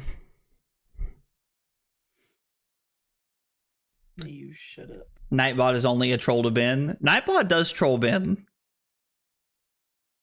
which honestly is pretty great. Like, I love that Nightbot trolls bin, if I'm being honest.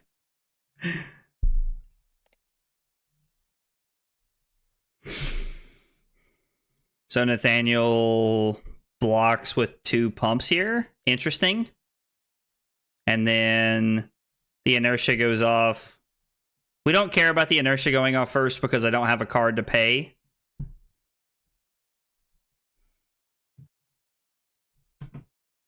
Yuck. Wow.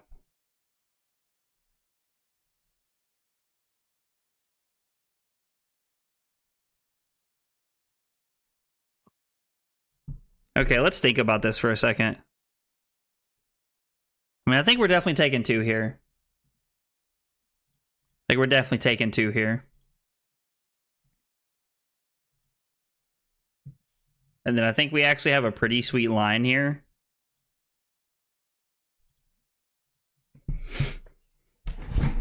Like, considering that we have, like, quad reds, this is not a bad hand, all things considered. Is trash. So it's doing its job. Jokes on Ben. Carly set up Nightbot just to troll Ben. You know the Seinfeld episode where Newman and Kramer try to sell records? Nightbot is my version of that record store guy. Dude, I have no idea what you're talking about, but I feel like it would be really great if I did right here. Now I'm just going to have to look this up so that I know what you're talking about. So next time we talk, like, next time you bring up the Seinfeld record stores episode, I'll know what you're talking about. So Nathaniel actually blocking with 2 cards right there gives us so much value off this hand.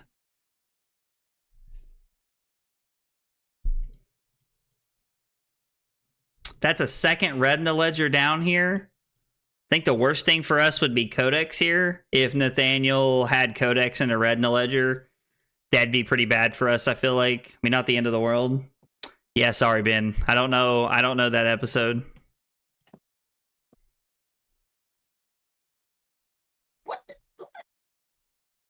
What is his hand? Trash. His hand's not It good. is.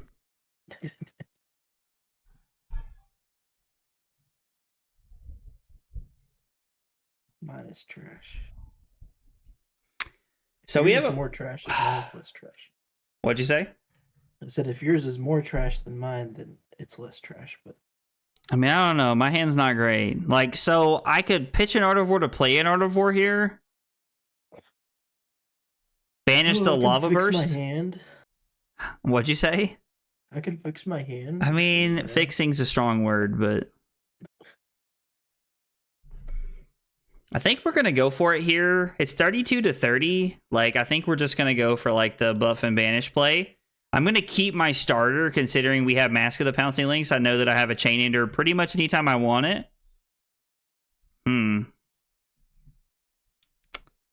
That's low key kind of awesome.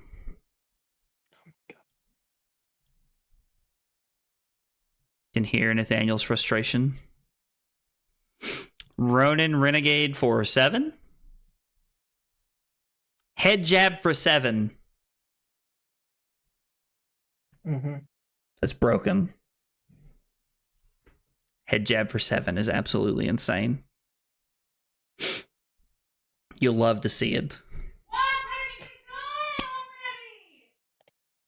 Well, apparently somebody got a gun already if you guys are listening to Carly in the other room.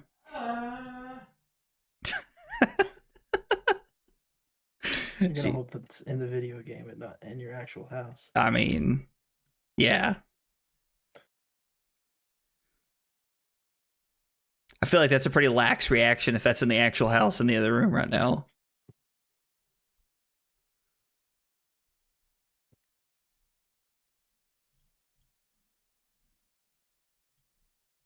And then this is 4 or 5.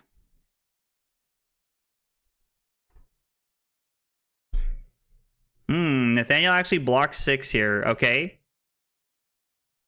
So Nathaniel actually prevents our mask here from going off. I was waiting as long as possible to see like what might be better there. I think Lava Burst is always going to be better, so I guess I should just always get it on the second chain link there. Oh, this hand's insane. Please let Nathaniel's hand be not good. This hand's pretty good. I don't know how to make it. Yo, what's up, Creative? How are you, buddy? You have a good day, man?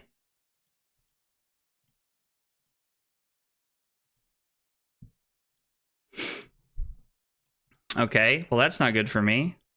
There's one more red in the ledger here that Nathaniel can get. Yeah, this is what they call a tough scene. Yeah, this is tough. This is a 1 for 8 here. And Nathaniel being able to play the pump is that much worse for us. And it's dominated. Ew. What'd you say? Give me mask. No. You can't make me. One day I will make you. I think I'm just going to go to 24 here. Because I would literally have to give Furnace, Shuko, and Mask to stop this. And Mask being 2 versus like 8. Kind of a no-brainer there. We'll just come in with a Blaze Headlong for 4 here. It's no E-Strike, but, you know, it'll do. Pretty good. Played another Armory on Friday. This one was in Knoxville. Won round 1, lost 2. Oh, dude, Knoxville's only like an hour and a half for me, man. That's awesome, dude. I was like, I actually went to a ProQuest in Knoxville. Not this past weekend, but weekend before last. I drafted up there. How did you? Was it at Brickhouse Collectibles? Is that where you played at? It's the only store I actually know in Knoxville. So, what did you say, Nathaniel? Was it an Armory or ProQuest? We went to the ProQuest. He said he played at an Armory. Okay. Yeah, I was like, we went to that ProQuest. So it was like me, Zach, and Nick went to the ProQuest a couple weeks ago that they had there. I was wondering where Naib and them were for. Yeah, Naib was there. Trent wasn't there, but Naib was there. Terrence was there. Jason. That's not what I was expecting. There was quite a few like good people there. It was? Okay, dude, that's awesome. Pat, the owner, is super nice. Oh, dude, Pat's great. Dude, Pat's awesome. I really like Pat. He's a super nice guy. He runs a really good store, and like he's awesome. I like Pat a lot. He's cool. He did a drawing, and I won my first play mat. Oh, dude, that's dope. What'd you win? What kind of mat was it?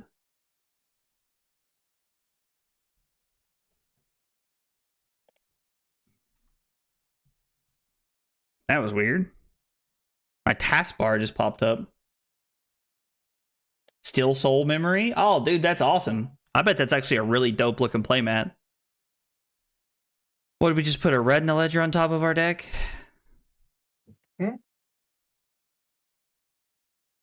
What'd you put a red in the ledger on top?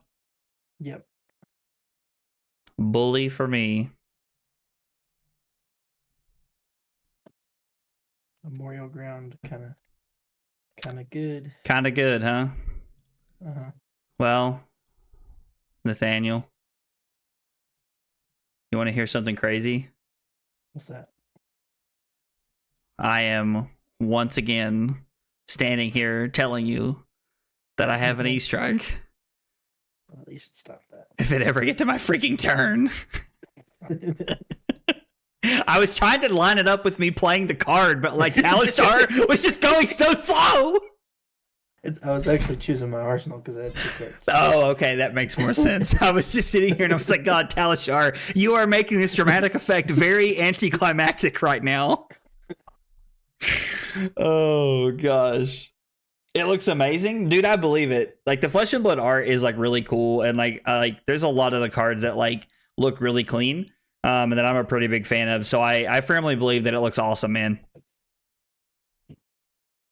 Yeah, I really like Pat and like just like all the guys that play up there. Like Naib's really cool. I think he's like top 10 elo in the world or something like that. Like it's like he's like insanely good.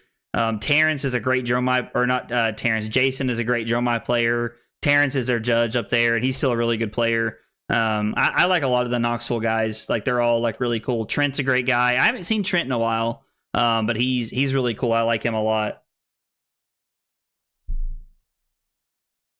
Are you were you passing through Knoxville Creative, or like do you live in that area?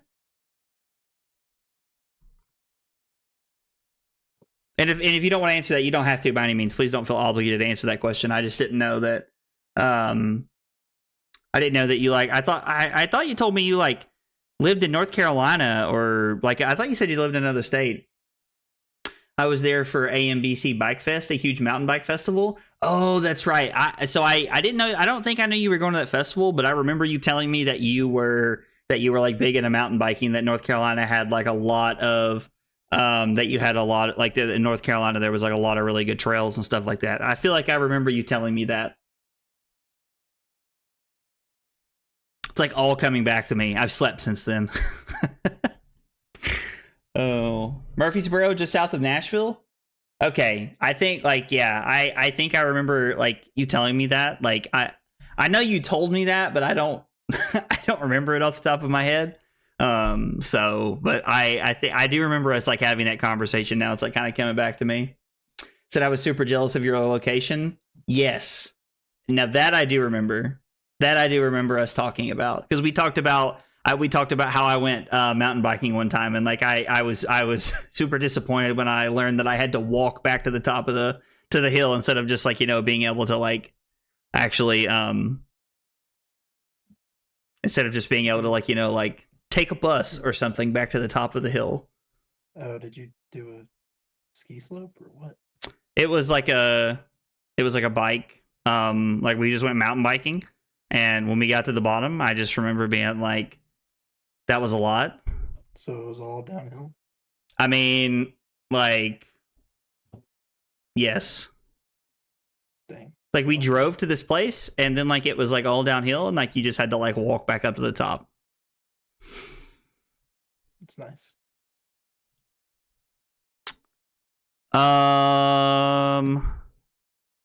So the inertia is pretty bad for us here.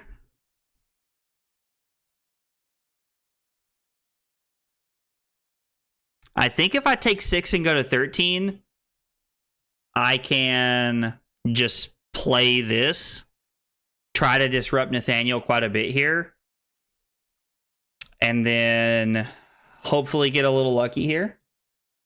Yeah. See, I do remember us having that conversation. Like it like all jogged my brain there.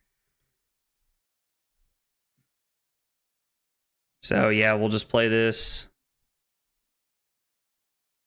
I've been trying to like, I've had this Flame Call Awakening in my arsenal for like 2 or 3 turns now, and I've really been trying to set up a big turn where I can. Let's freaking go. You love to see it. Yo, Infinite Ram, thanks for the follow on Twitch. I appreciate it. Trying to figure out why I was hearing that noise twice. I'll have to look at that afterwards. But thanks for following. Thanks for being a part of the channel. Thanks for coming and hanging out. I appreciate it. But I've been trying to set up this Flame Call Awakening for like a few turns now. And like we finally drew the Art of War, and I was like, okay. I was like, you know, like any like normal arrow is like fine here. But Red in the Ledger just like kind of like puts us in like a like there's only one real option for us as far as that's concerned. So for sure. Dude, are you big into Flesh and Blood, Ram? This is where I think I'm gonna start playing New Horizon. Why? So you can arsenal 2 cards? I don't know. It's weird. I mean, New Horizon Great Bow was a thing. Like that was a real thing for a while. I've been playing for a year now. Oh, dude, that's dope, man. That's awesome. I was like, so you've been around for a minute. I started playing in February of 2022, so I'm almost at 2 years now. So it's been a minute, dude. Let's freaking go. You love to see it. Where's that noise? Why is it echoing? No rabble day. Why is that noise echoing? What noise? Like when somebody follows me, it's like echoing and it's driving me crazy. And I don't know why. Like having a stroke trying to figure it out right now. Is it this? Like, is this coming through my headset for some reason? I don't know what's going on. Just block the Bolton shot. Okay, sorry. I'll figure it out later. The Pitch Fab, thanks for following. I appreciate you following and being part of the channel. Sorry, I'm like having technical difficulties right now. Go to 11. You're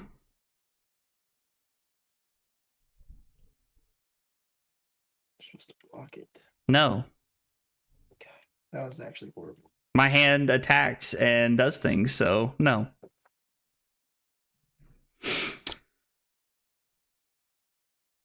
Okay.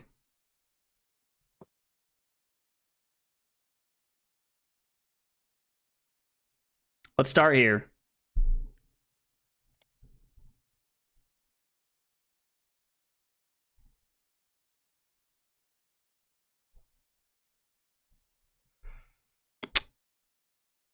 This is an interesting hand. With Nathaniel being at 15, it's not like backbreaking good or anything like that. So we're still gonna have to like fight our way through this turn here because Nathaniel can block pretty efficiently and try to drag the game out here. Infinite Ram is my buddy that got me into Flesh and Blood. Oh, dude, that's awesome. That's really cool.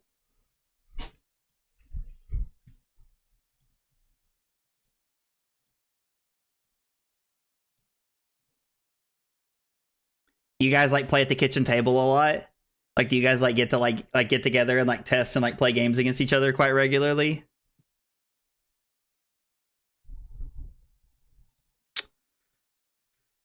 Okay, so we're gonna go ahead and crack Mask because Lava Burst and Salta Wound are now both for 5, and Lava Burst is easier to play later in the turn. So we're gonna go ahead and take that value. So now I'm gonna come in with the Lava Vein Loyalty for 1.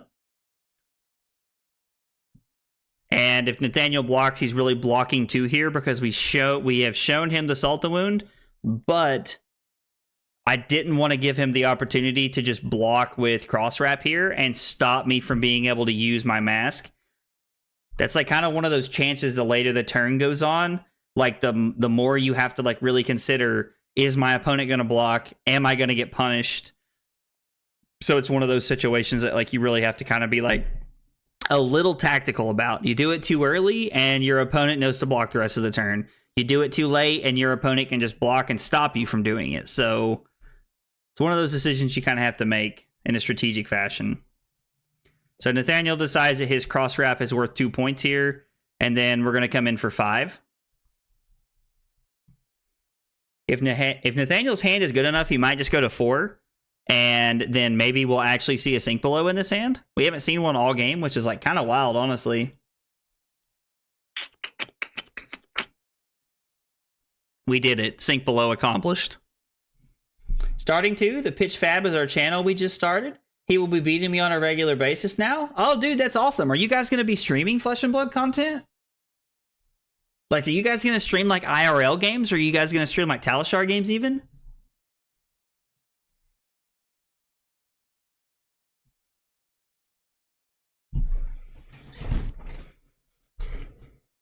This hand's like weird, but like not bad. Really depends on what Nathaniel does here. Stupid inertias. Spire sniping, so he gets a couple of options to see what he wants here. Rutro. So what is this for 10?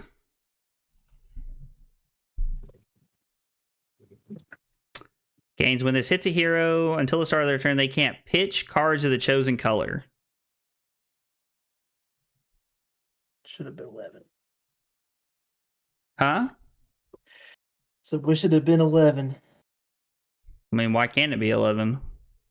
Can't. You can bracers it if you want. No, it can't. Was it off the top?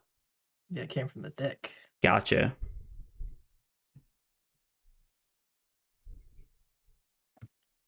If it was red, read the glide path. It'd have been 11.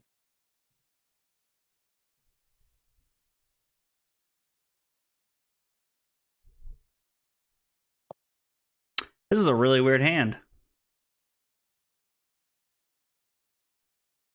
You can fix it. So if I block with Furnace and sink here, I can sink the Soul Beat Strike.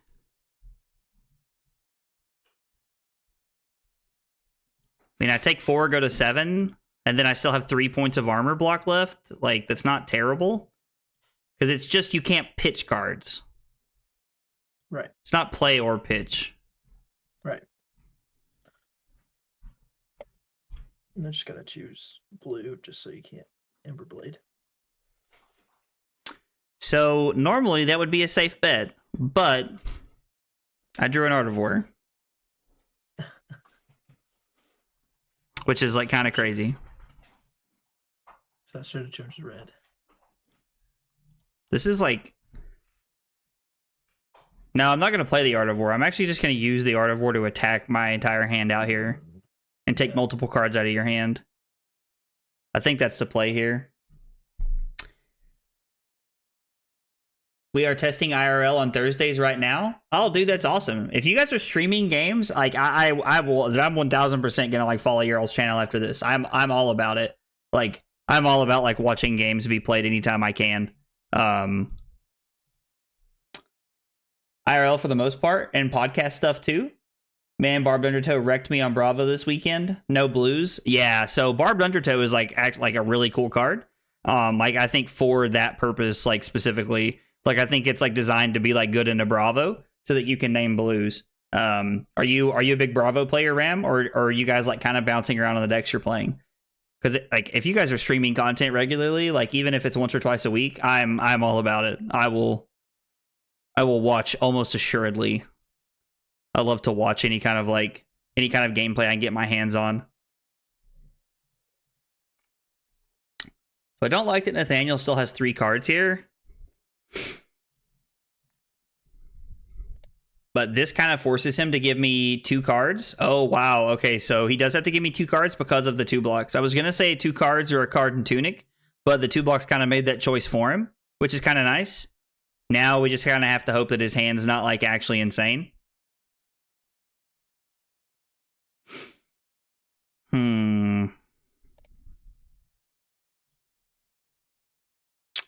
So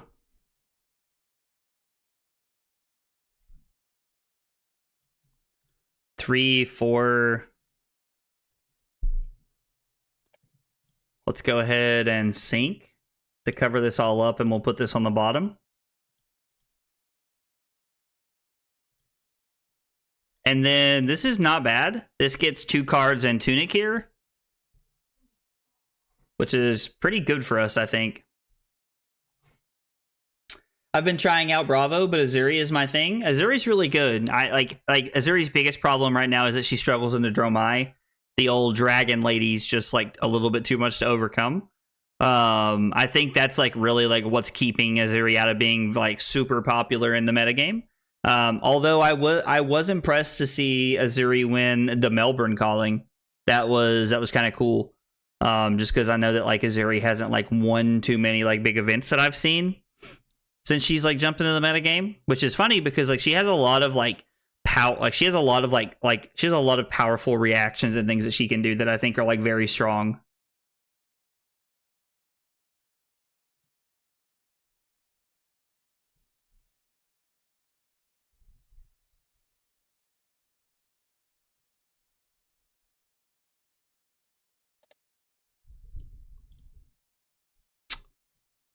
Well, this feels like a win for me.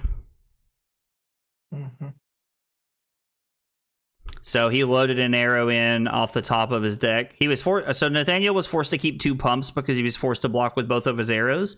So if we go to 3 and take a sedation shot, our hand is 3, 6, 10, 11, and then 13, somewhere between 13 to 15. So below rate. I mean, off of 4 cards, it's like not super impressive. Like, I mean, don't get me wrong. Like, it's not bad. But it's not like, those like 4 card 20-point Fai turns that I could be having.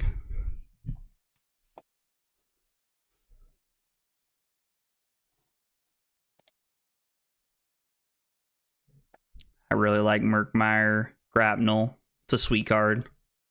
Mm-hmm. It's good blue.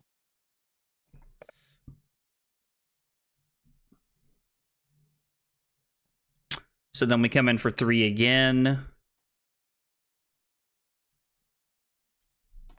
Yeah, I started on Arachne, and Azuri can just be better Arachne. So Dromai has been my bane for a while. I play Contract Azuri. So Contract Azuri is the Azuri that plays the mask headpiece, right? The one that banishes an extra card off the top of your deck. Like Contract Azuri is playing that style of that style. You're not on like Crown of Providence, right? Let's go. Sue said Rabble for 2 incorporated. Let's see it. Oh, let's go. Rabble to rabble. Let's go. Rabble for 4? What is this? This is nuts. This is nuts. We don't draw like this. It worked so well. It's almost like there's 45 blues in my deck. Or reds. I just had a stroke. Let's see. I got no value out of bullseye bracers that game. How many turns was that? We played 12 turns again. 12 turns, but I threw 50 less damage that game. How much damage did you threaten that game? 66. Oh, wow.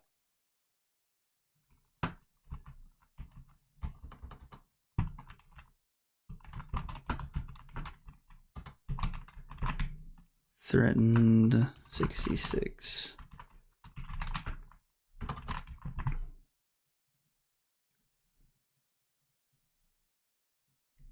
This has been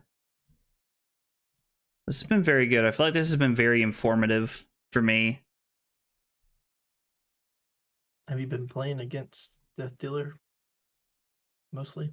Yeah, so that's what I'm seeing a lot of is Death Dealer. Like when I'm running into it. Yeah. I don't know. I like Sandscar, but I think Sandscar is really good. Essentially the same sometimes, and sometimes it helps your hands. Like, you getting to see 2 cards off of it's insane. I don't know. I think maybe the way you have to build the deck is maybe slightly awkward. But I don't know. Could be. I don't know. Mask of Perdition's a sweet card. I know that like Azuri's been on has been on Crown of Providence for a while, like a more aggro version. Good cards, though. And that was the version that I played for a while. Was the Crown of Providence aggro version of Azuri. You wanna play one more? I just realized that I can't hear you. Huh? Can you hear me now? I can hear you now. Okay. You wanna play one more, or are you done for the night? I think I gotta go to bed. Okay, man. Gotta work tomorrow. No worries, dude. Well, thanks for playing, man. I was like, we got 5 good games in, so yeah, definitely. I think gave us a lot to like kind of talk about and work with and try to figure something out moving forward. Mm-hmm. Alrighty. Well, I'll see you, man. All right, see you, buddy.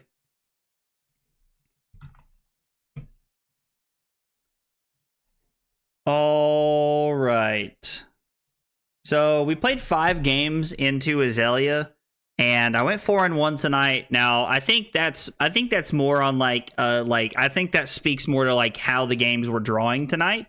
I feel like Nathaniel had a lot of really awkward draws. Now some of that could have been that like Nathaniel's trying to figure out Azalea, and I've played a lot of Fai. But I think Nathaniel he definitely had some awkward hands. I just realized I was in a private game. We'd have been waiting forever. Nathaniel definitely had some awkward hands. And like it was definitely making it definitely made things like a little bit uncomfortable for him. So, but I mean, 4-1 is pretty good into like probably what's going to be one of the aggro decks of choice moving forward in the new meta. So I felt pretty good about that one.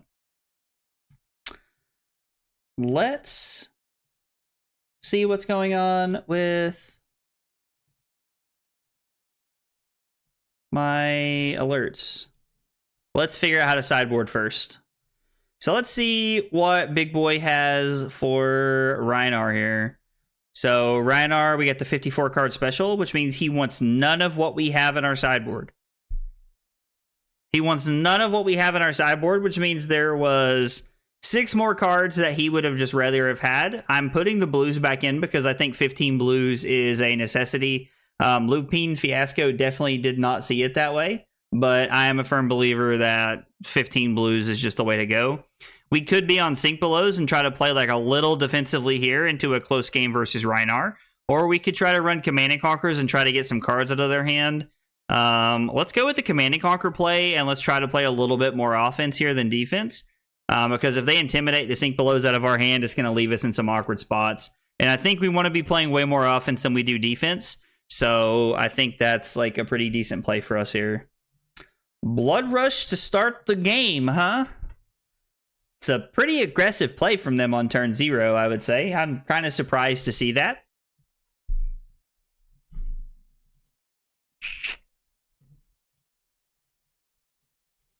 Let's block 5 while we still can. And then I'm forced to take 5 because I have a Phoenix Flame in my hand. And a Beast Within for 8. So we're just taking 8 here. I mean, yeah, it's a pretty good start for our opponent. Like, it's not too shabby, to say the least. So they don't have an arsenal, but we still get to have a pretty sweet turn here, I feel like. I have a buddy trying out Fai on a budget. What do you suggest instead of Tiger Stripe Shuko? So Bracers of Belief is not bad. Bracers of Belief is generally like a 3-point equipment here. That's like not too, it's not too shabby. I've never really played Fai on a budget, if I'm being honest, so I'm not sure what the best arm piece would be there. But I know that people were playing the chess piece that like gives 2 resources, Vests of the First Fist. If he doesn't have that, he could play Vests of the First Fist. I know that Mask of the Pouncing Lynx is like $2 or $3, and then Bracers of Belief might not be too bad. In that spot, he could try that out. That would probably be a pretty good place to start. Rabble, pitch Phoenix Flame for Flame Call Awakening, get another Phoenix Flame, activate Furnace, come in with Command and Conquer, so 4, 9, 15 off of a 4 card hand. Hopefully this is a red. We did hit a red, so that's pretty good. Okay, our opponent has... I think my opponent was trying to Sync Below their Sync Below there.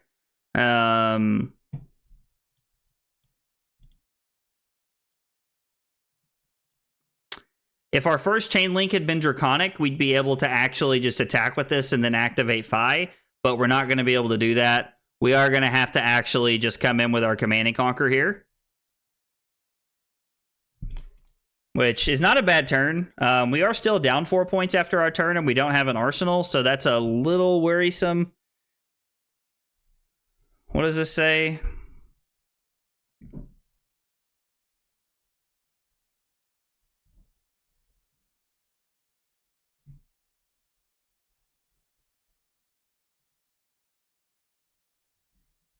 I mean,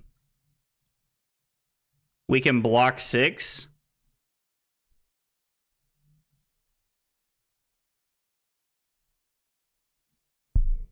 We can block 6 and have a 2-card 7 here.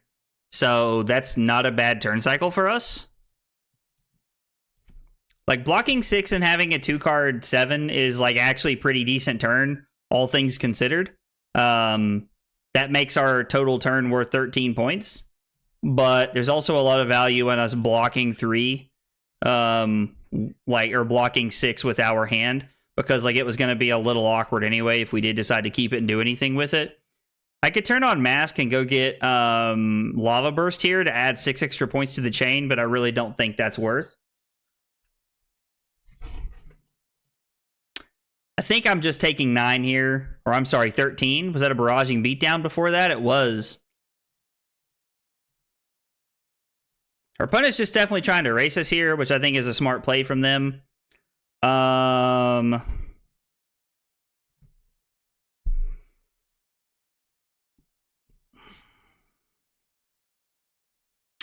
Trying to figure out the best line here. So if we pitch Ronin Renegade for Mounting Anger, it's 4 go again into pitch Brand to activate Furnace for Flamecall Awakening.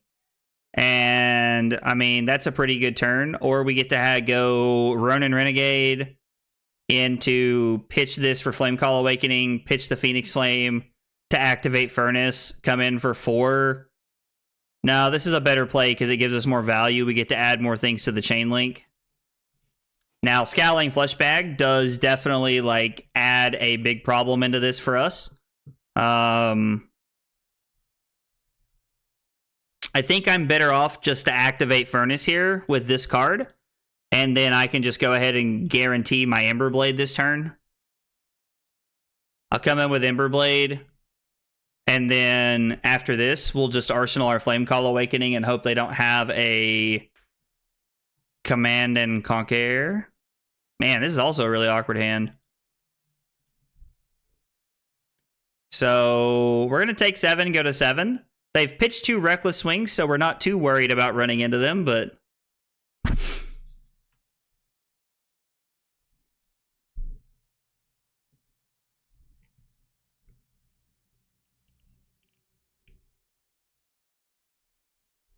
So... Brand... And then I get to do all of it here, so I can still throw one of my 0 for 3s. So we'll throw Brand here for 3. They have no way to like actually intimidate cards on our turn now, so we're in a pretty decent spot. We'll go get a Phoenix Flame here. We're going to get to keep a Phoenix Flame in our deck, and then we're also going to get to add one to our graveyard this turn. This is like a really good turn for us. So 4 here. If they have a defense reaction, they'll just play it here. They don't.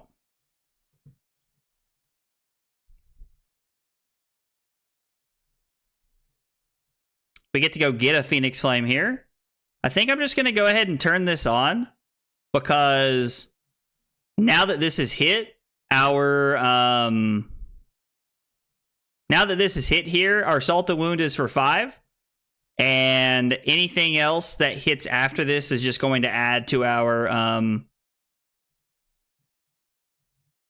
turn. It will just add to our Salt and Wound turn.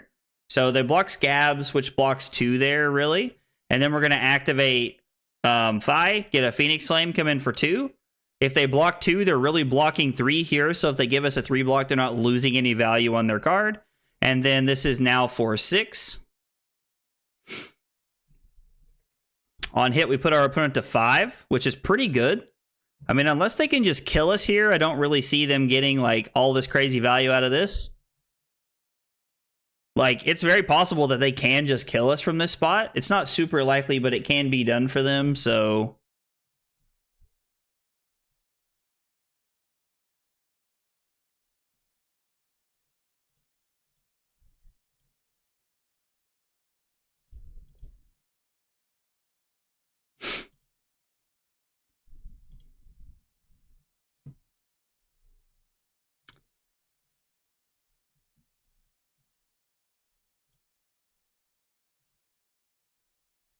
So, block 2, take 4, go to 3.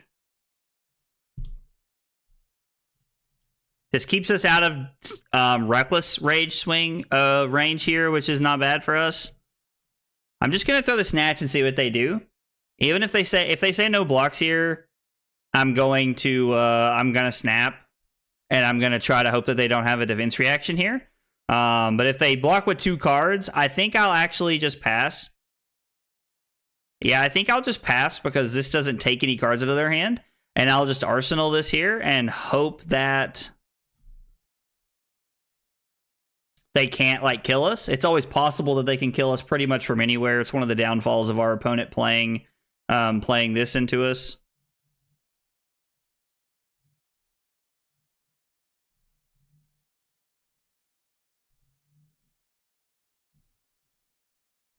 This is actually really good. Saving our snaps is there's so much value in this hand for us. We're about to win the game right here. Like, this is almost assuredly going to win the game.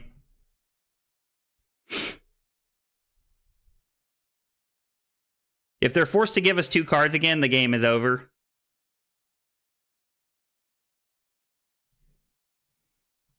We'll snap here. Now this is Blaze Headlong for 4 go again.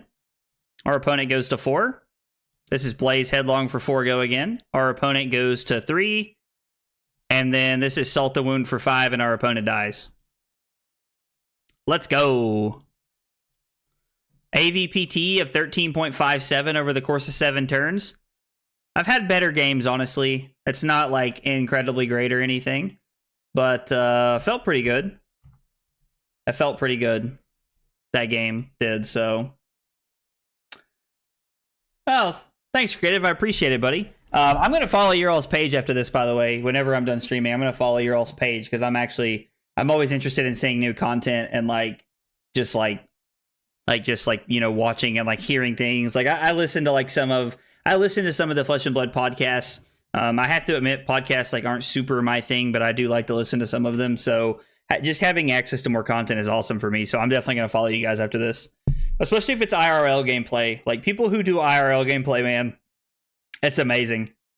So thanks. The stream will be better than the last week's. Oh, dude. Like, yeah, absolutely. You're welcome, man. And dude, streaming is always about improving, dude. If I have honestly went back and watched some of my first videos and they were terrible. Like I've been streaming for 3 years in January, and like some of my early streams were terrible, like just absolutely terrible. I've come such a long way. So, dude, I completely get it. It's always about improving and getting better. That is it for the stream tonight, though, guys. Played Fai into a 5-1 record tonight. Felt pretty good. Got some pretty good notes out of playing into Azalea tonight. So I'm gonna take that and go discuss it with the team, and we're gonna go work on that and see if maybe Azalea can change a couple cards and be a little bit better. So anyway, the Emberblade Fai deck is feeling pretty strong. I'm gonna keep testing it. I don't think I'll be back tomorrow. I'm not sure what me and Carly are doing tomorrow yet. If I am back streaming tomorrow, it'll definitely be Fortnite. But I will be back on Thursday, streaming Flesh and Blood, if nothing else. So thanks for hanging out and have a good night, guys. I'll see you then. Take it easy, guys.